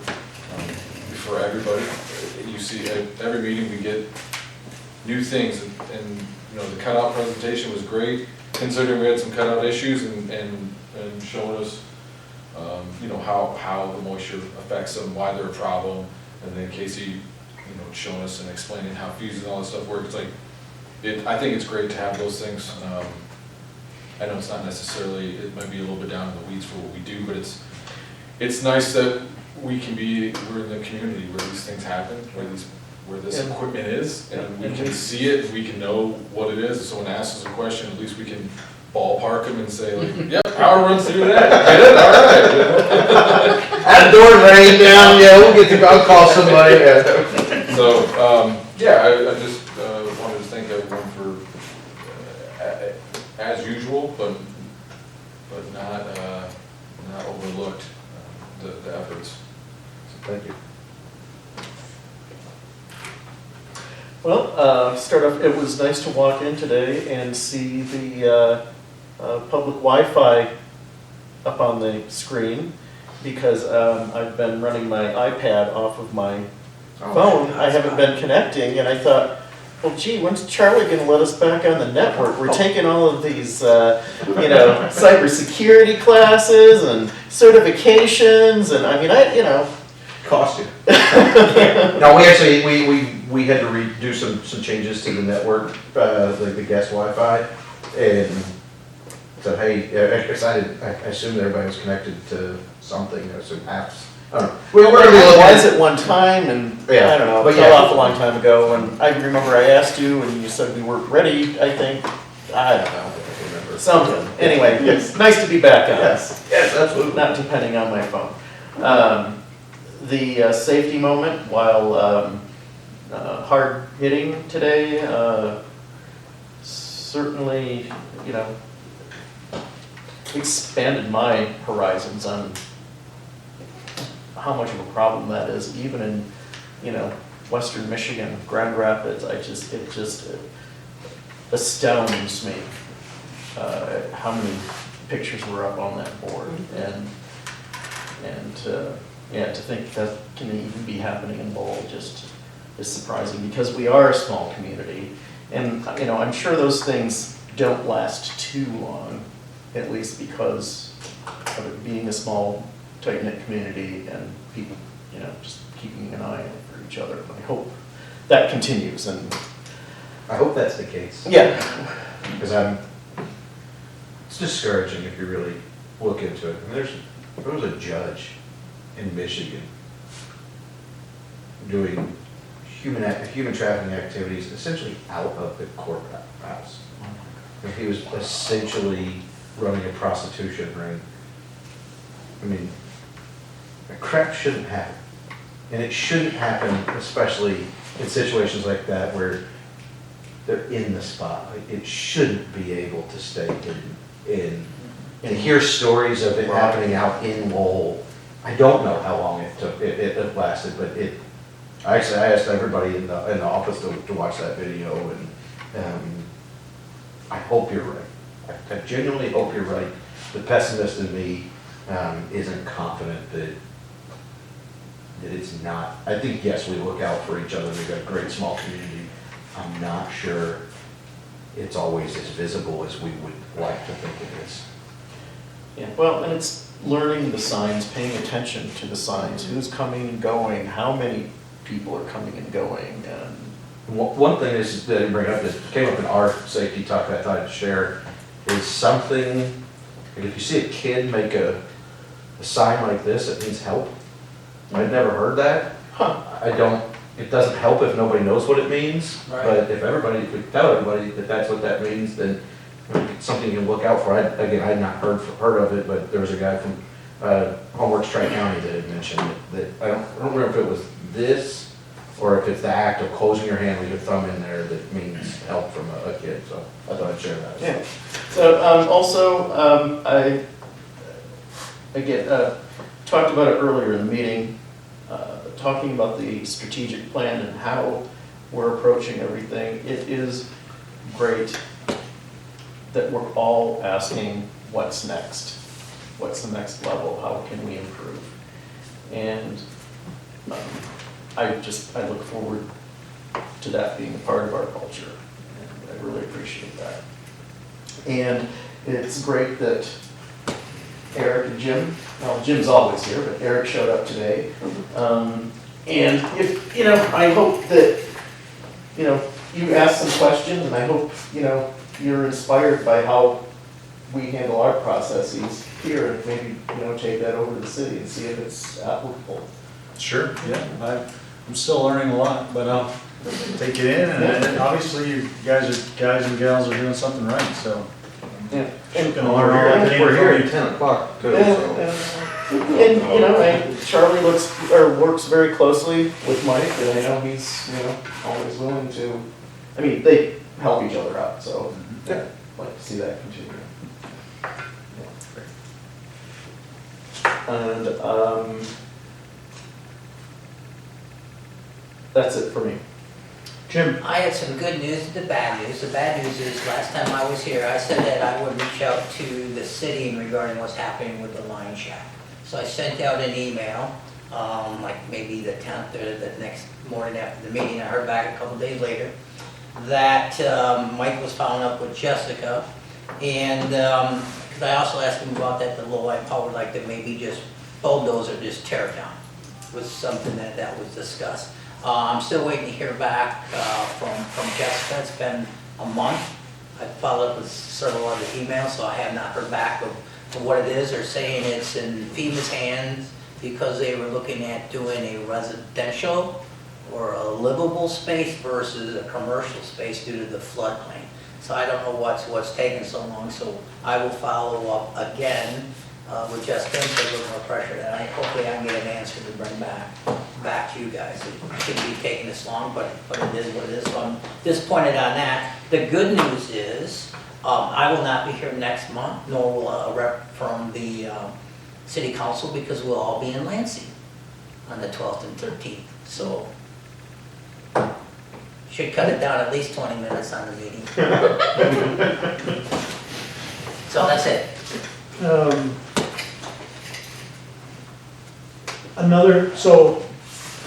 Another question I have about that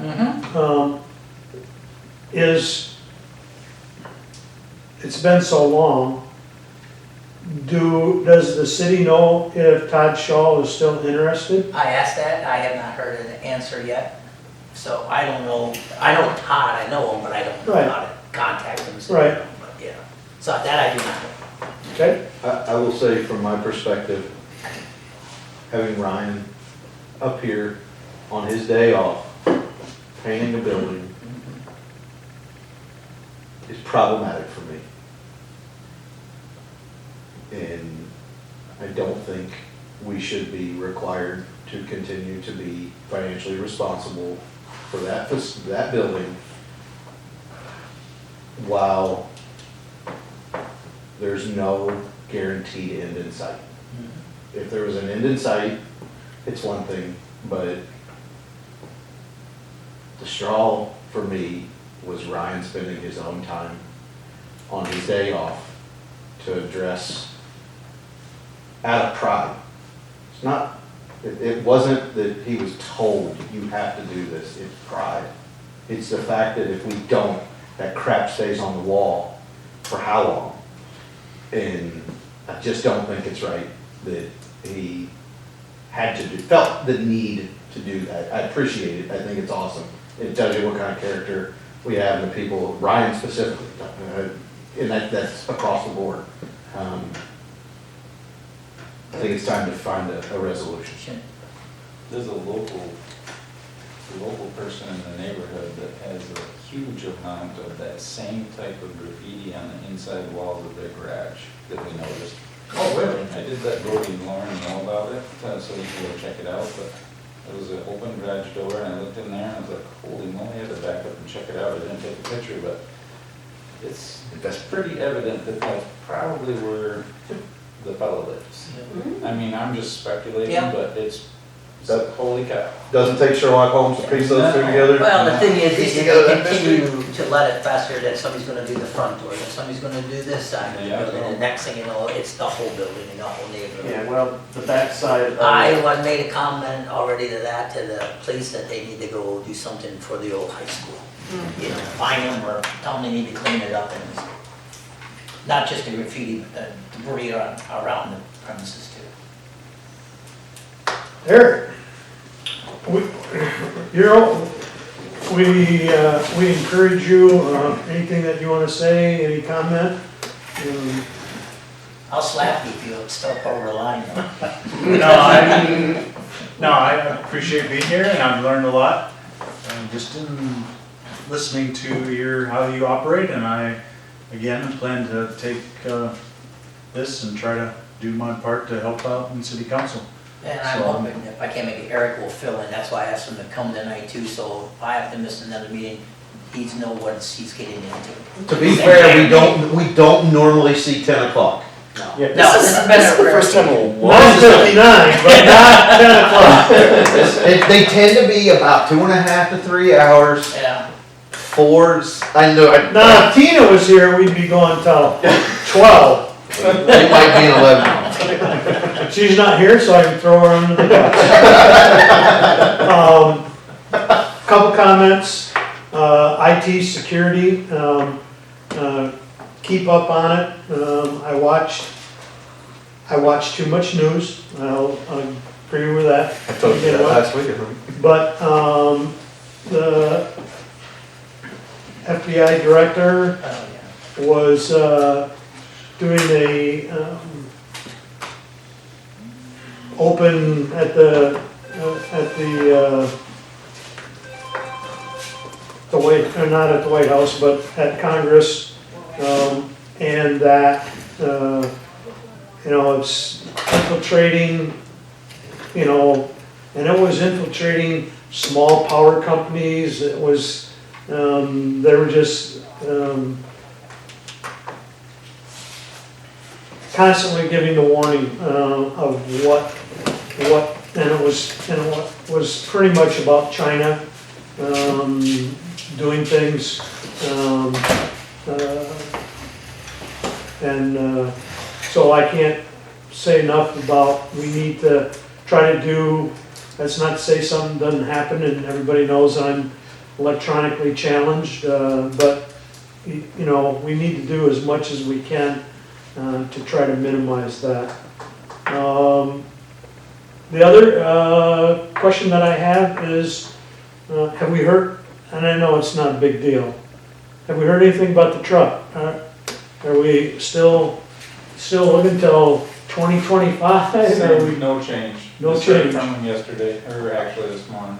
I was gonna say, I'll be honest, the answer from me is I hadn't talked to the first person, but that's the man with the answers. I'm glad he's heard more recently than me. We can get a tree truck faster, that's gonna be a budget item that we're gonna talk about to plan for it. Cause that truck's gonna wear out too, and we need to think about that one. Yeah, timing's a challenge on that, but it's gotta be done, so. No, and I just, More to come.